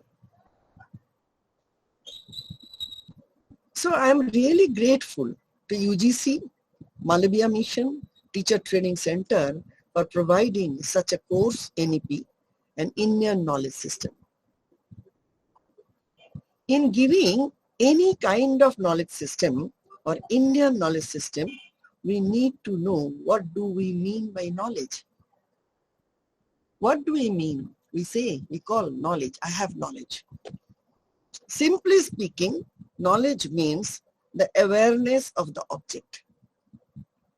When I say I have knowledge of table or book or a novel, I mean to say that I am aware of those things. I have knowledge means I have awareness of the thing. I have knowledge about North Bengal University means I know the faculties or the teachers or some students or the scholars of the university and their achievement. So I am a knowledgeable person about North Bengal University. Though the word knowledge is very simple and we understand, but its connotation is very deep. It's not so simple. When I say I am knowledgeable person, I have knowledge. What it means really is a question. And it is very deep as well as very wide or pervasive. The word knowledge involves 4 aspects. To understand the knowledge system, I need to make clear that the very knowledge concept has 4 aspects. The knower, the person who knows, knower. In Indian Sanskrit language, we call it pramata, who knows clearly, who knows pramata, or the jnata.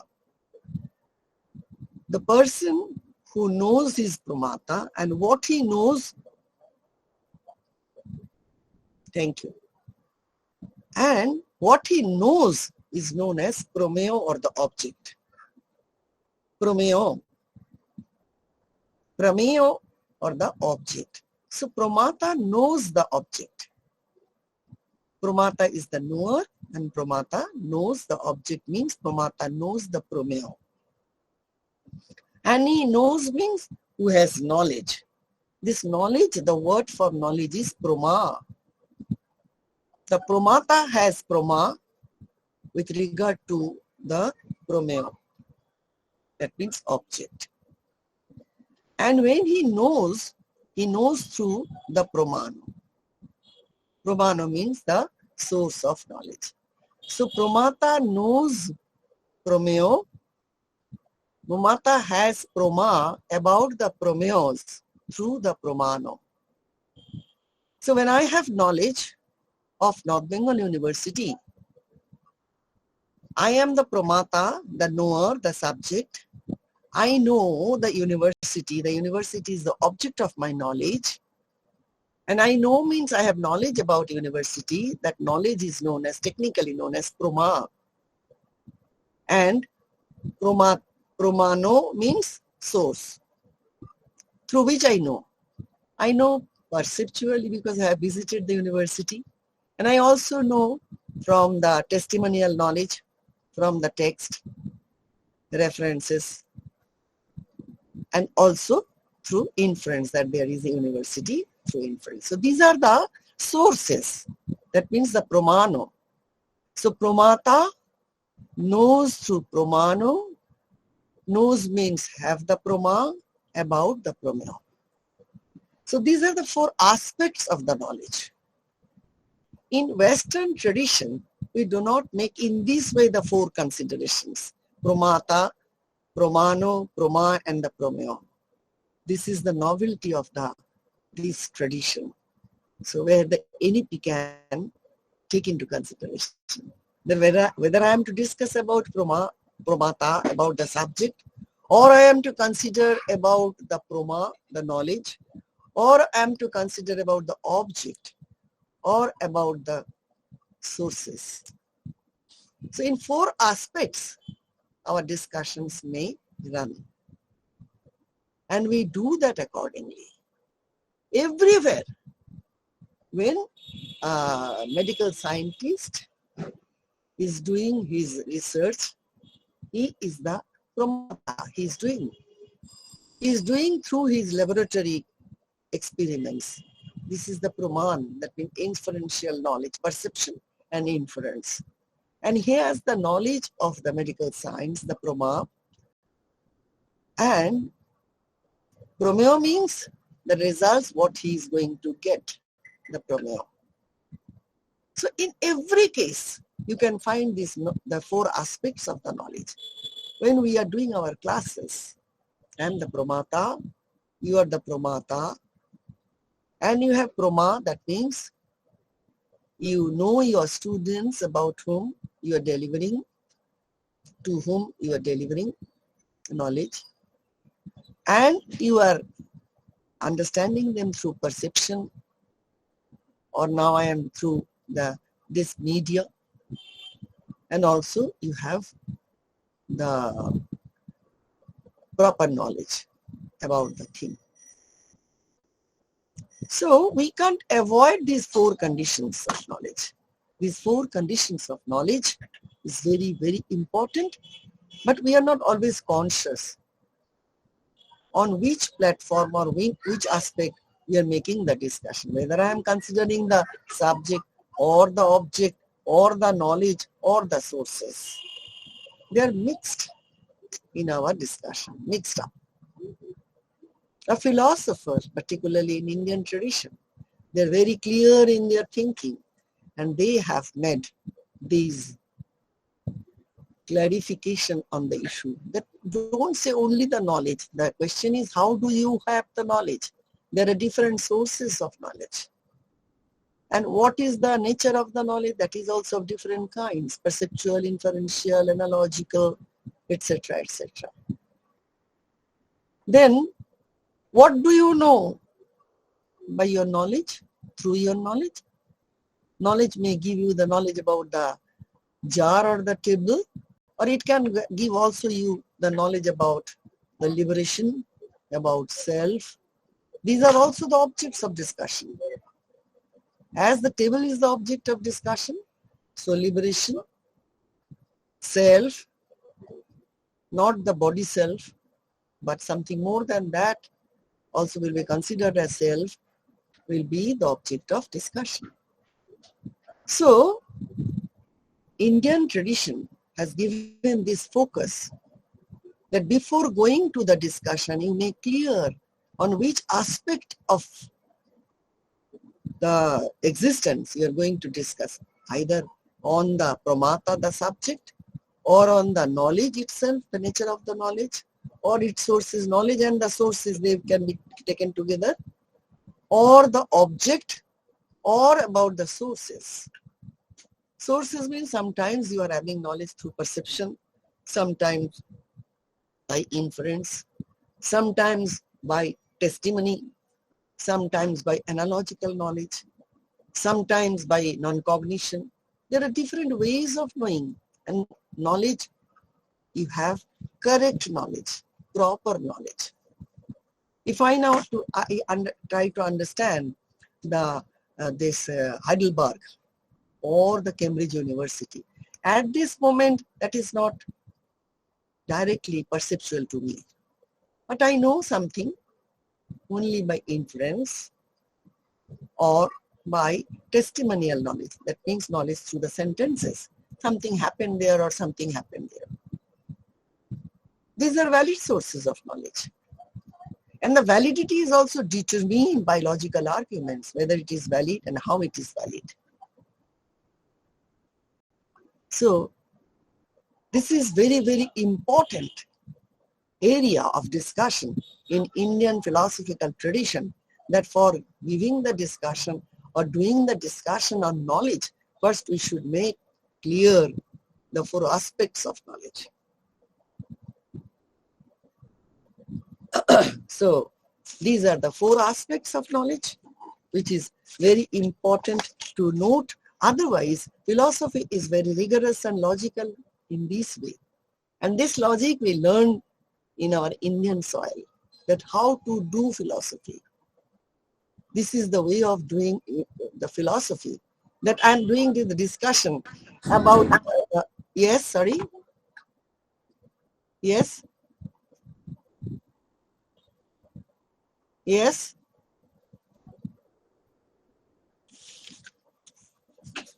Anything happen? Chocolate.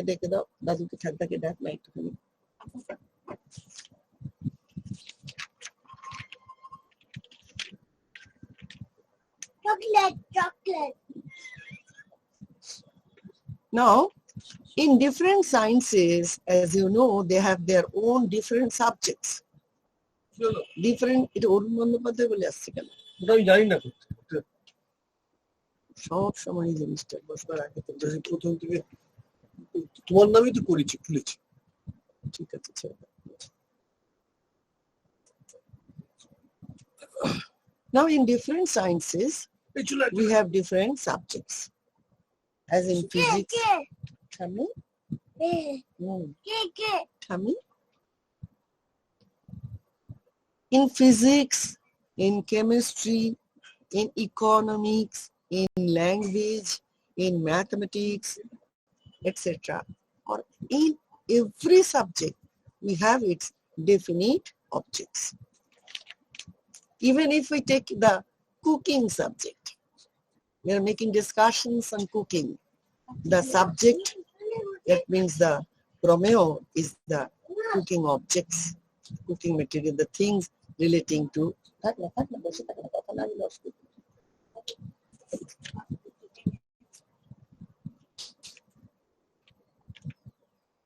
The subject, so all the things of the subject, they are the promeos or the object of the knowledge.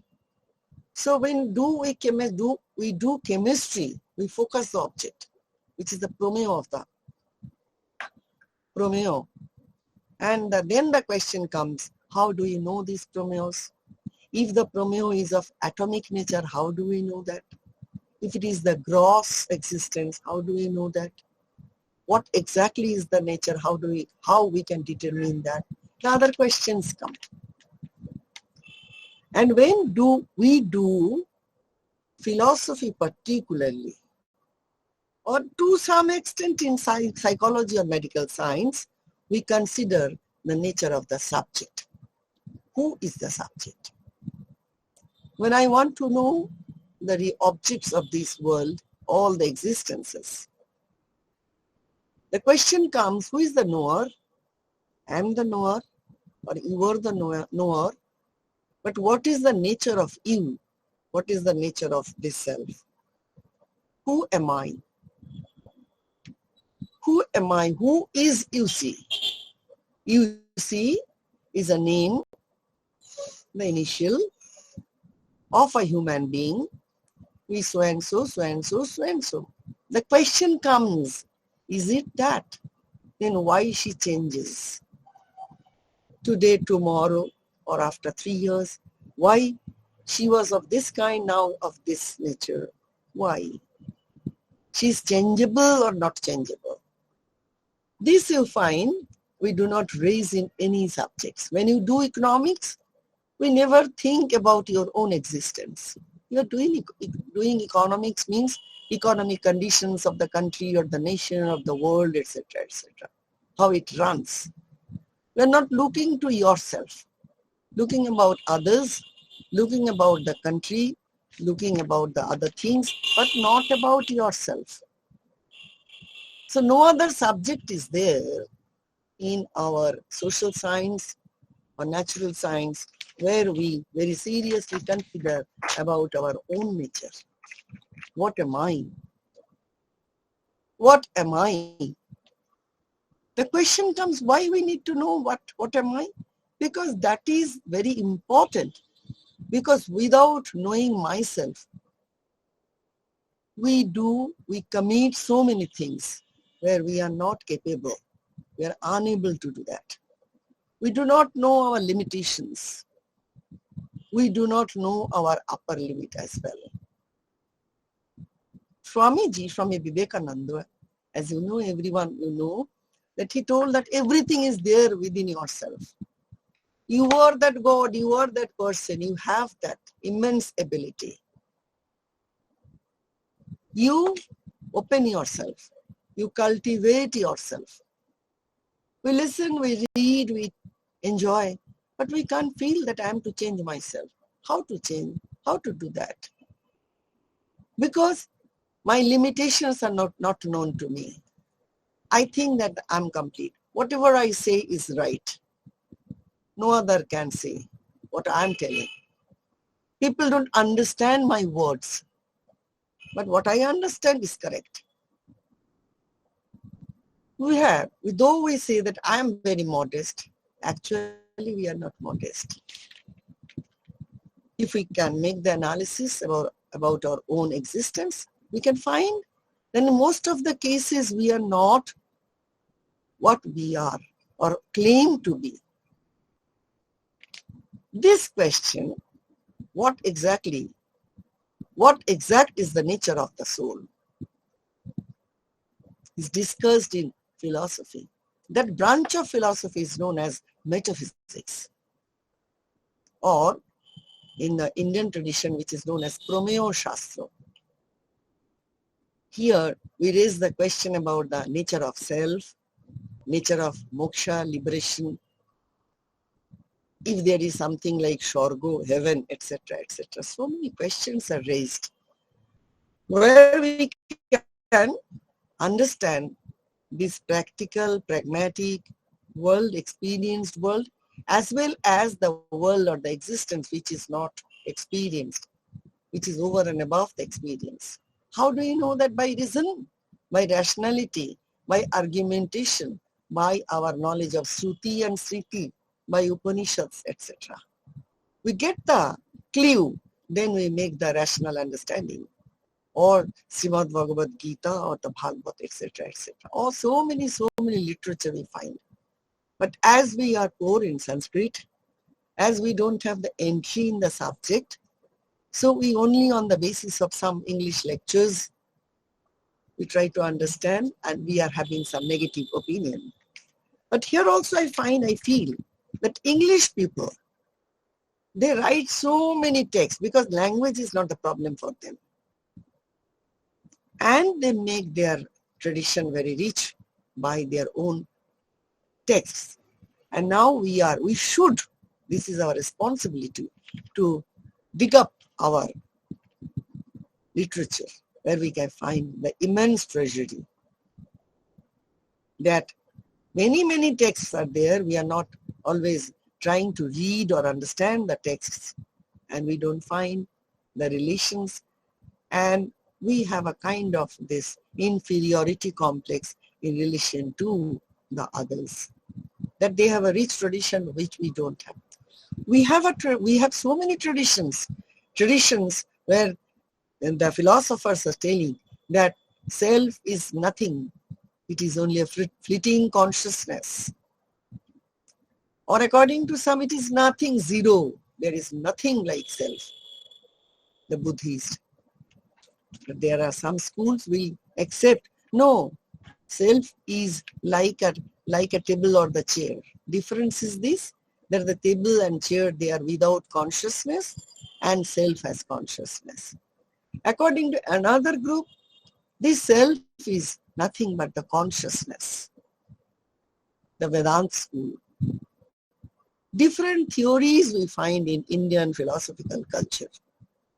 In the knowledge system, we can take into considerations nature of different kinds of and this nature of the different nature as we find in philosophical literature regarding the soul or the self, which is the subject of everything.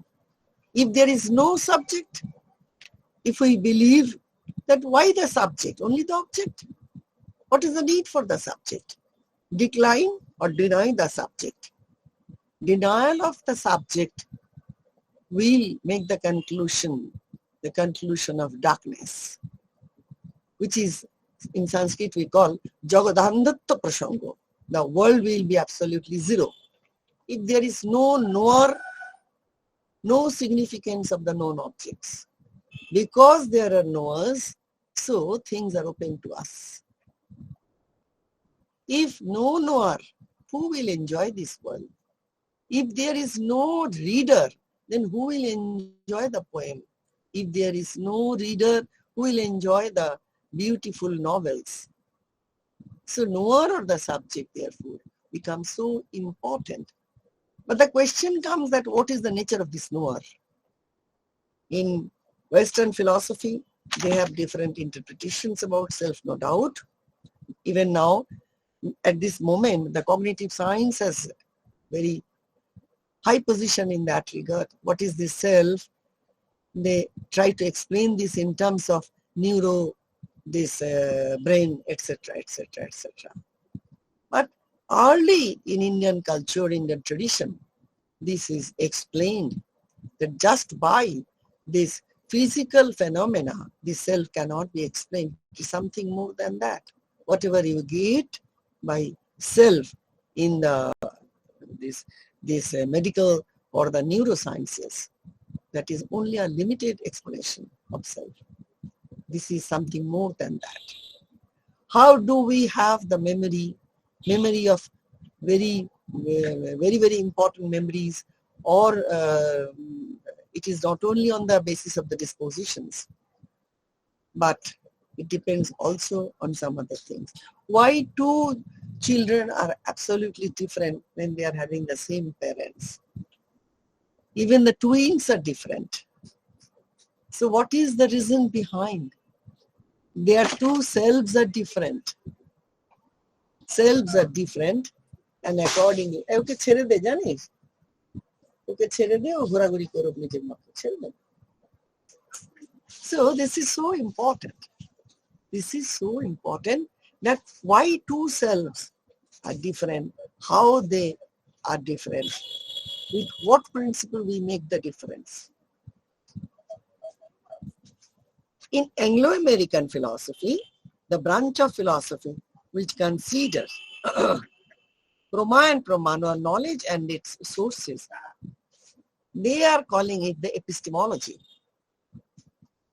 In Western or Anglo-American philosophy, the discussion on knowledge is known as epistemology. While the same subject is known as Pramano Shastra in Indian tradition. Epistemology. Epistemology is the study in relation to knowledge. And this epistemology, you know, this also is a very interesting feature in our academic world, that epistemology is very much known to people. And it is also an understanding of some people that we have a rich tradition of epistemology, and we find from the Western culture. And we follow that in Indian tradition. No, not at all. The name epistemology is given by them in their tradition of knowledge discussion. When they do discussion on knowledge, that means Prama, particularly Prama, not the Pramano. So not the sources, particularly the Prama. True cognition, right? That is true cognition, which is technically known as Prama. They call it epistemology, right? And this is also another interesting feature to see.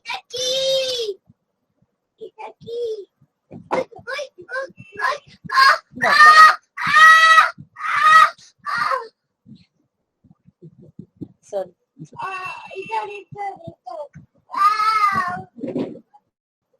Sorry, very sorry, little bit. I have very interesting pause. There I am and Noah, grandchildren, son and daughters. And they are always very much inquisitive and always there will, in relation to me, will come and see what I am doing. So, just ma'am, we are really happy that your grandchildren, he made an appearance. So, it is really a pleasure that the philosopher in making in a national stage is appearing before us, ma'am. Thank you. We are enjoying that. Her mother came, babysitter came, they were trying to snatch her from here, but she was not leaving the place. I think again we'll come back. Again we'll come back. So and the son is not at present, he is not there.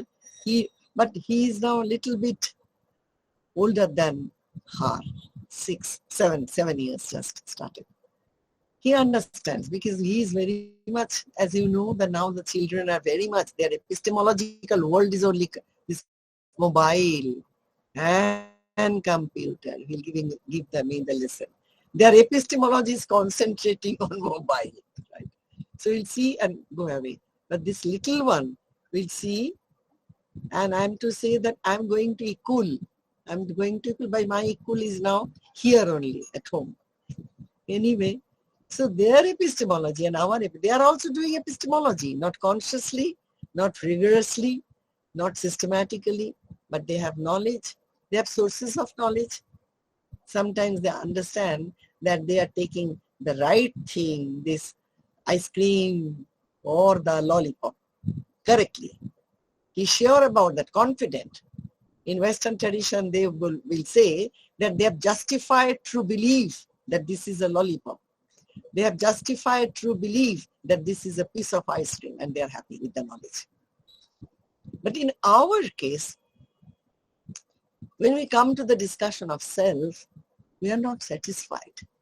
Who is the self? Myself is the self. Am I the doer? Am I the enjoyer? In which way? So many sufferings we are facing. Have I done something wrong, so I am suffering? You can find that in many cases, many times, we don't get the proper answer.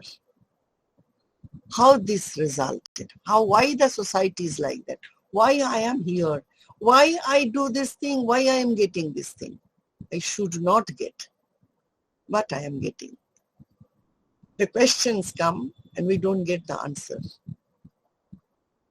We find our philosophical mind to get the answer. In our tradition, we are in that way, we are very rich. Only we are unconscious that what kind of richness we have. We have answers that why I am facing, why I am enjoying, and why I am suffering. I have no ability to give a lecture on this beautiful issue in front of you like people. But for some reasons, which may not be that I am conscious about that, I got this opportunity. Somebody has given me the direction that you come and say, is this the real explanation or something beyond that is there?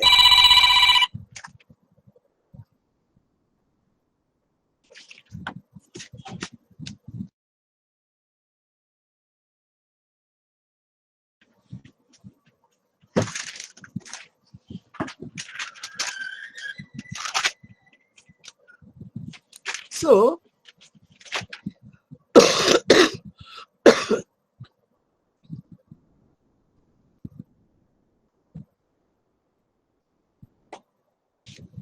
the word epistemology we are getting from West, but the interesting feature there again we find that they have made the discussion on knowledge, nature of knowledge, what is that, but not on the sources of knowledge. They admit only two sources, the perception and the inference, because they take science as the case of paradigm knowledge. In science, If it is mathematical science, there we need only inference. And if it is natural science, only the inference, only, yes, the another kind of inference, that is deductive, the inductive inference. And perception is the basis of inference, so they admit perception. Perception and inference. In some cases, they admit memory only, but not so rigorously. They take the sources and they give focus on the discussion of the sources of knowledge, the Pramana Shastra. But it is there in our philosophical culture, in Indian philosophical culture. We have deep discussions, many texts on the very issue of the number of the sources. How many of knowledge are to be accepted as valid? Only perception? The Charbak school, they admit only perception is the source of knowledge. You don't need, you should not admit the other sources of knowledge. They are all invalid, either this way or that way. Only the perception. Other schools admit two sources, perception and inference. And they have rigorous discussions on the sources. So with the discussion of Prama, they admit seriously admit the discussion of the Pramano and the number of Pramanos. Other schools admit 3 sources of knowledge. Some other schools admit 4 sources of knowledge. Some admit 5 or 6 sources of knowledge in this way. And they debate within themselves in relation to the number of sources.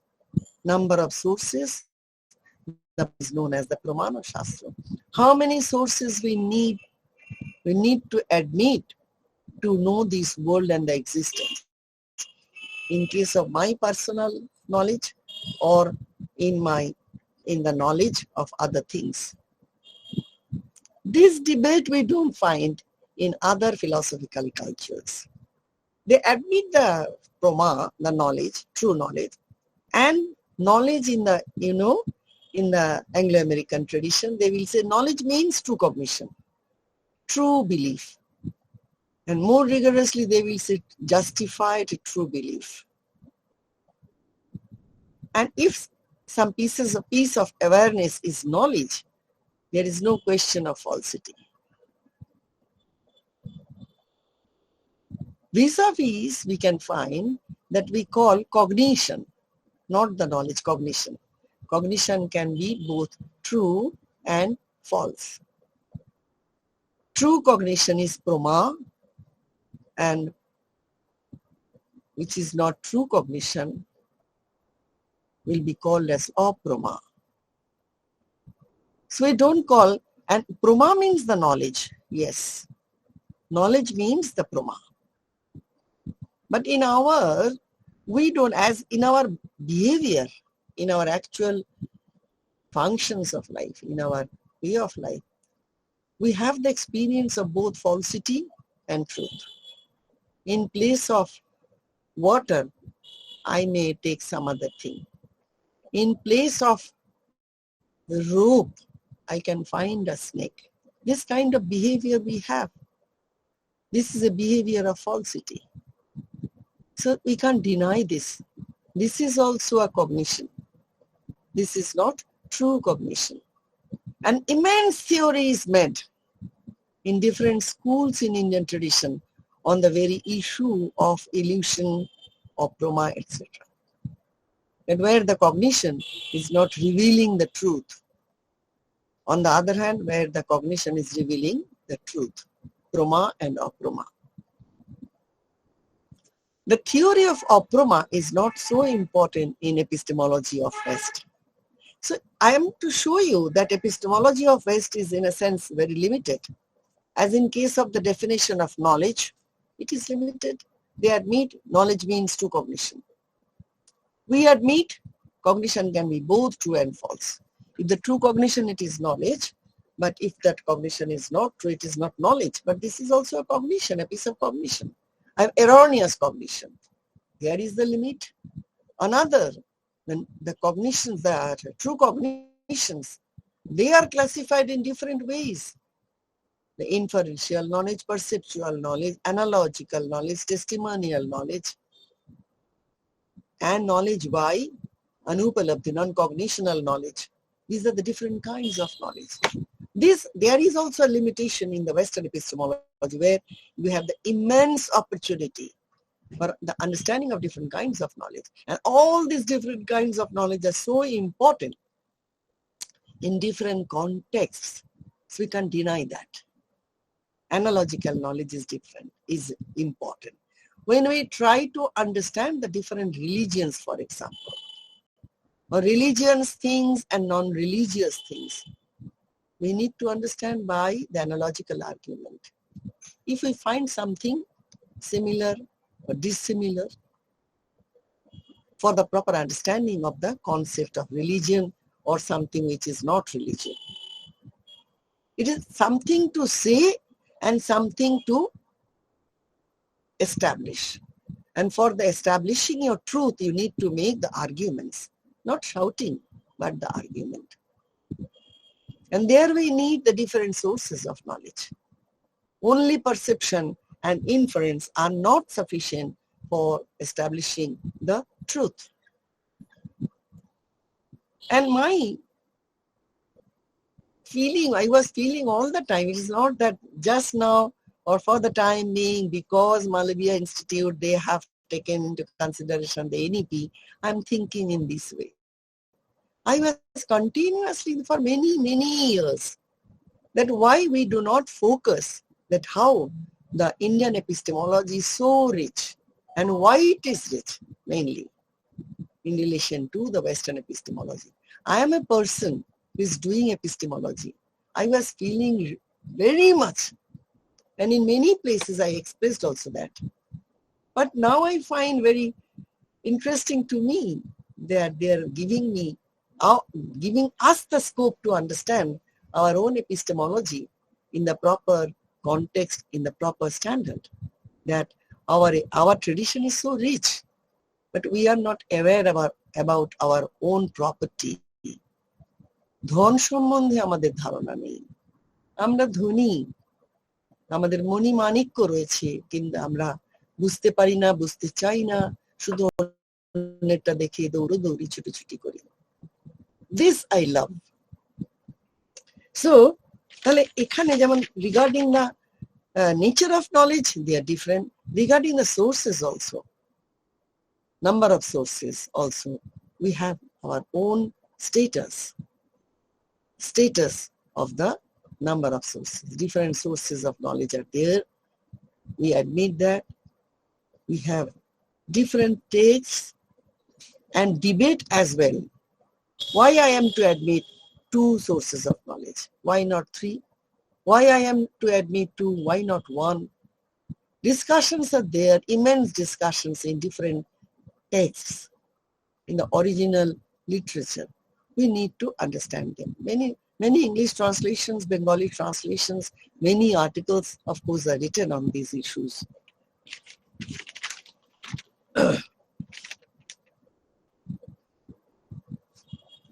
The point here is to note different subjects of the sciences consider knowledge, but that knowledge is of something, and that something, what is known as, is important to the scientist or to the social scientist. Nobody cares to know the very concept of knowledge, as I have already made the point clear.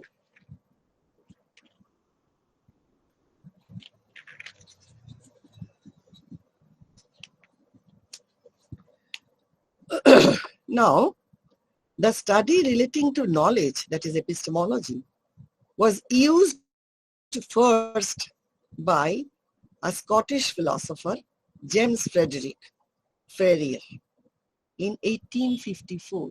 Epistemology started in Western philosophy, Anglo-American tradition, only from 1854.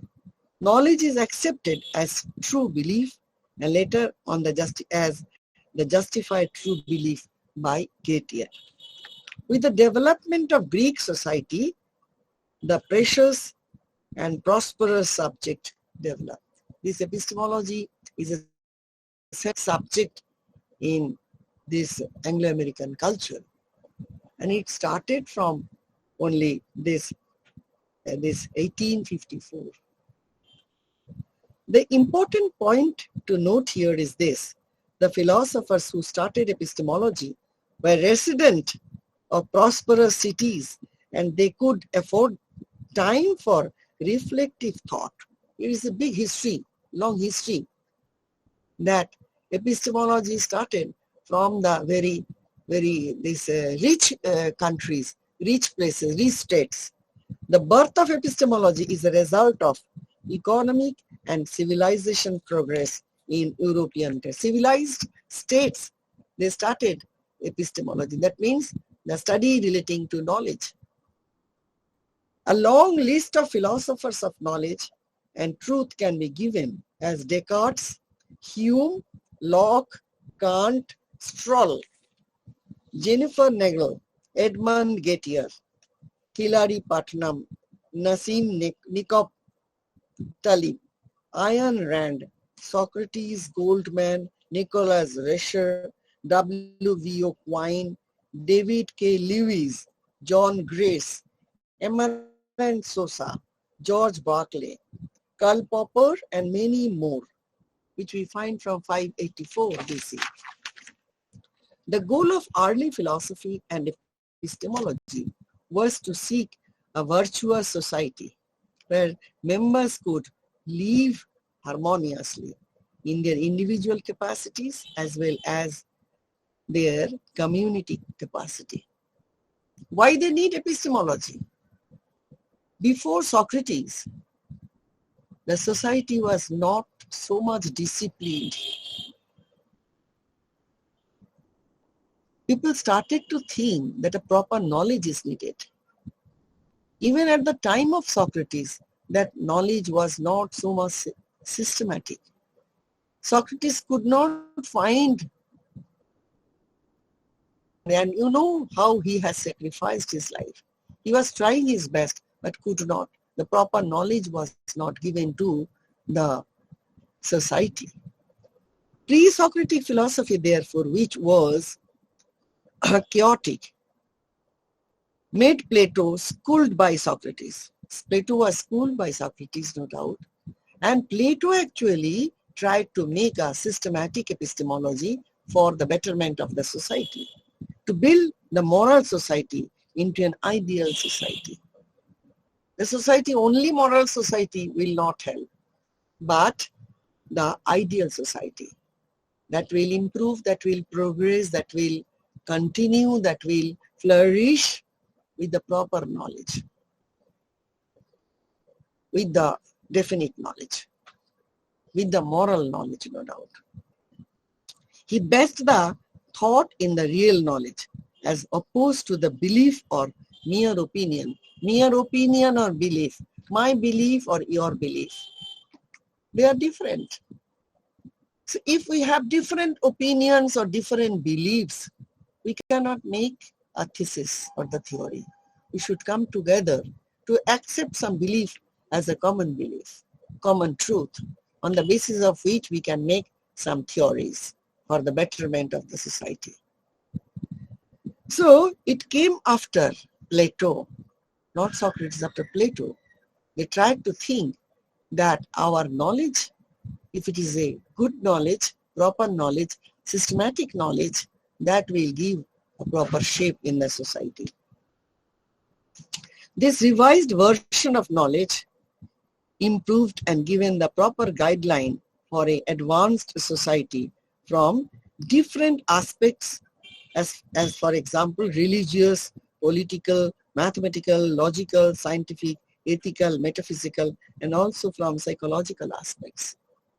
These different aspects of life became clear when we got in this tradition, this Western tradition, a systematic knowledge system. The proper epistemology started. This is therefore the very short history and brief analysis of the epistemology we started, and which we are even now continuing different theories on epistemology. But that is always for the society, There is no question of this, the particularly the subject, the improvement of the subject, the soul, the self, the liberation. These concepts we don't find as metaphysics in such epistemology, right? On the other hand, therefore, in Indian context, philosophy or epistemology, pramana theory, is the very fact of life. Our philosophy is not from a philosopher. It is from our anubhav, lokanubhav. It is from our own experience, what we experience in our daily life, in daily activities. This is the lokanubhav of everyone. Every one of us, we feel that water is important for everyone. We all feel that rain is important now. This is our feeling. This is not my own feeling. This is the feeling of in general. This is called the lokanubhav. We all feel that sun shines. We all feel that moon is very soothing. We all feel that flowers are very beautiful. It is our common feeling, the lokanubhava. So Indian tradition, we give importance to the lokanubhava, not to a philosopher, to a lokanubhava first. How I am feeling. I'm good, feeling happy, or I'm unhappy. This is very important. Why I am, if I am not happy, I need to find out I am unhappy.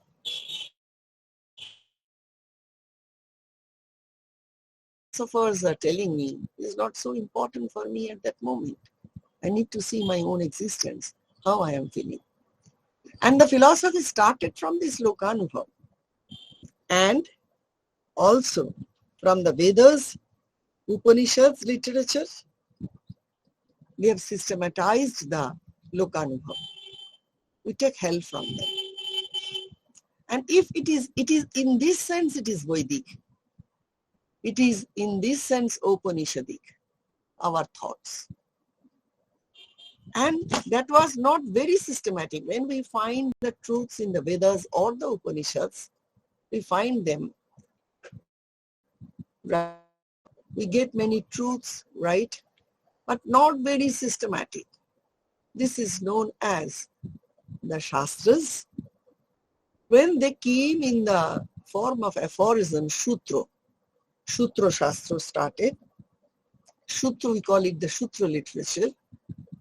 We find many systems.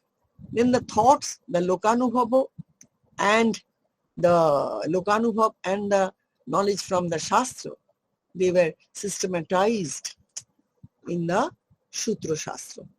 And Sutras are of many kinds. The Sutras of the Nayas, Sutras of the Patanjalis, Sutras of Nyaya Vaisheshikas, Sutra of Vedanta Mimamsa, etc. It's different. They are only systematizing a particular ideas, a particular class of ideas in some aphorisms. And from the Sutra Shastras, we develop very clearly our epistemology, our metaphysics. And this epistemology and metaphysics, they involve ethics. So in this tradition, you won't find a study on ethics, text, or the sutras on ethics. In this way, not that. Here the things are clubbed.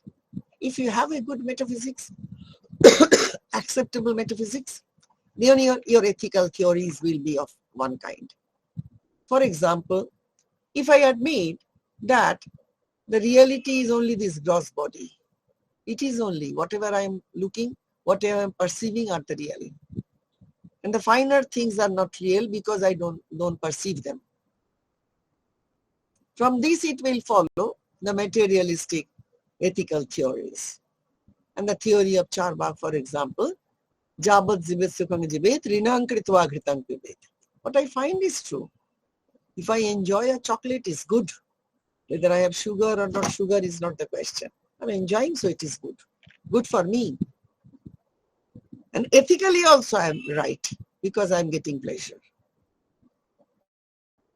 The tradition is nice, I respect, because it is a wide scope you can give place to this materialistic philosophy. And also there are non-materialistic philosophy. Absolute Charvak and absolute Vedanta. The Patanjala Jog, Shankho are there, and Advaita Vedanta. And in between all these systems, we find the status of Nyaya-Vaisheshik. Nyaya-Vaisheshik is very realistic school, realistic as we are. We admit both these gross objects are real, some gross objects are real, also the finer things, the atomic things, they are also real. So, among the different schools, actually the 9 schools, the 3 heterodox schools and 6 orthodox schools. Here the orthodoxy is not to stand for believing of God, no. Believing of literature, Vedic literature, orthodoxy. In the true sense of the term, orthodoxy we should not take because there may be non-believer. Shankho school is non-believer of God, but they are orthodox system because they accept the literature of Vedas and the Upanishads. And heterodox schools, Buddhists, they believe this liberation, moksha, this self, etc. But they are heterodox because they are non-believer of this Vedas. So our orthodoxy does not mean the believing of God. If someone believes in God is good, a stronger orthodoxy. But if he is not a believer of God, then also he may be an orthodox system while he is accepting the Upanishads, the Vedas, etc. Particularly the Vedas also will be called as Vedic school.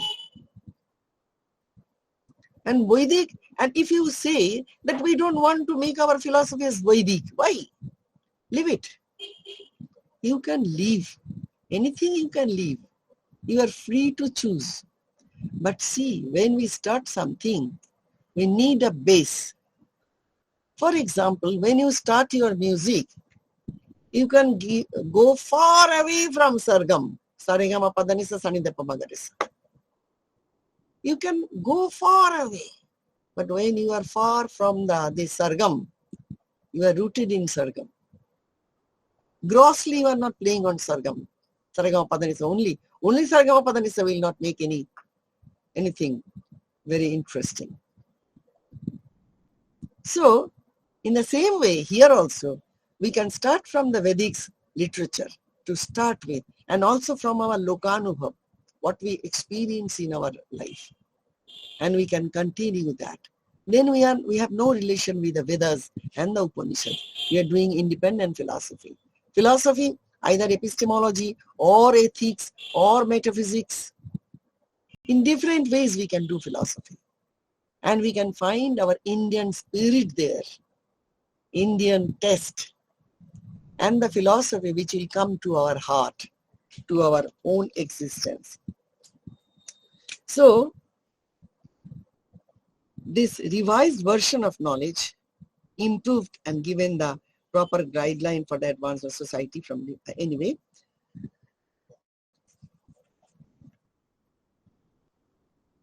So here we, as I'm telling, that here philosophy therefore never segregate itself from all the things, all the ideas, all the disciplines. All the disciplines are taken together by the name of philosophy, which in Sanskrit we call darshan.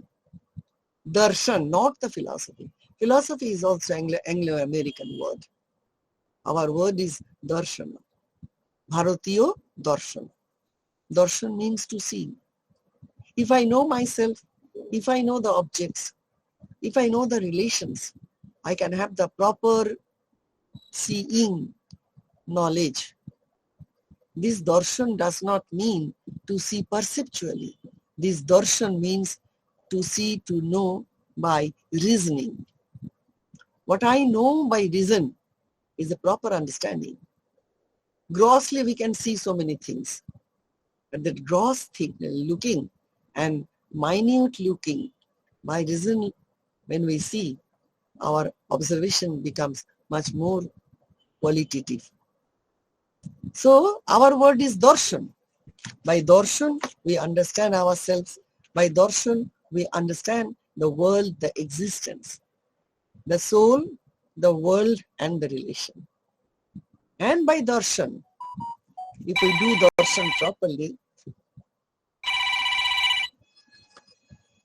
darshan properly, we can achieve the goal of the self, which in Indian tradition is known as the moksha, liberation. The darshan ultimate, because which is the ultimate end of human being, not the death. Death is nothing, only a phenomena, an incident. But we can conquer the death if we have our real cognition, proper cognition of the real world.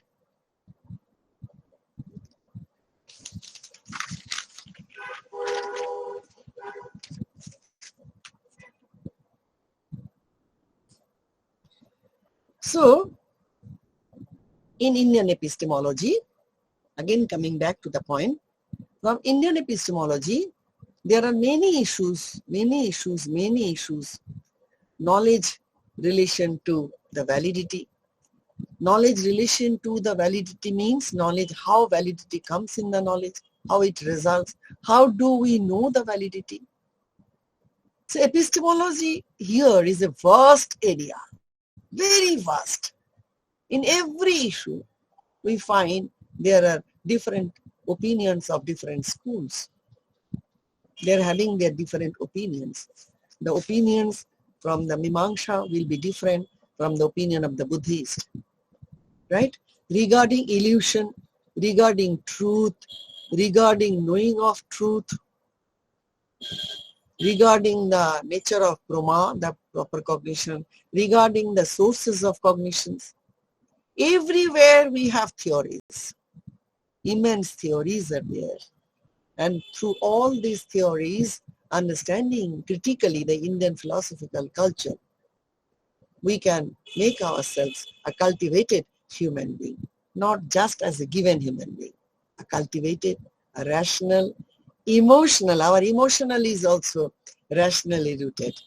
We are very much emotional, the Indian philosophy persons, but that emotion is rooted in reason, not fake emotions, not just emotions, but reasoned emotions, very clear emotions.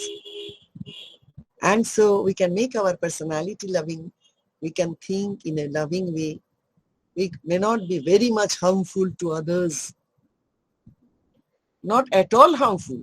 We are very positive regarding the world. We want to make this world a peaceful world for everywhere, where everyone can live with peace and get finally the ultimate end, the emancipation. It is only through the epistemology what I narrated today. It has its own metaphysics.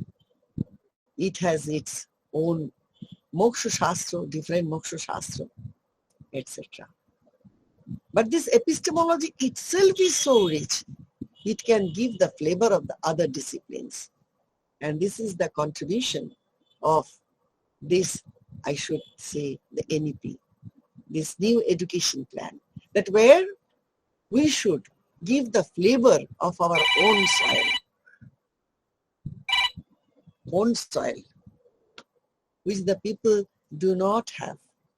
In other subjects also, we should make the economics or the sociology or the women's studies. Let me class.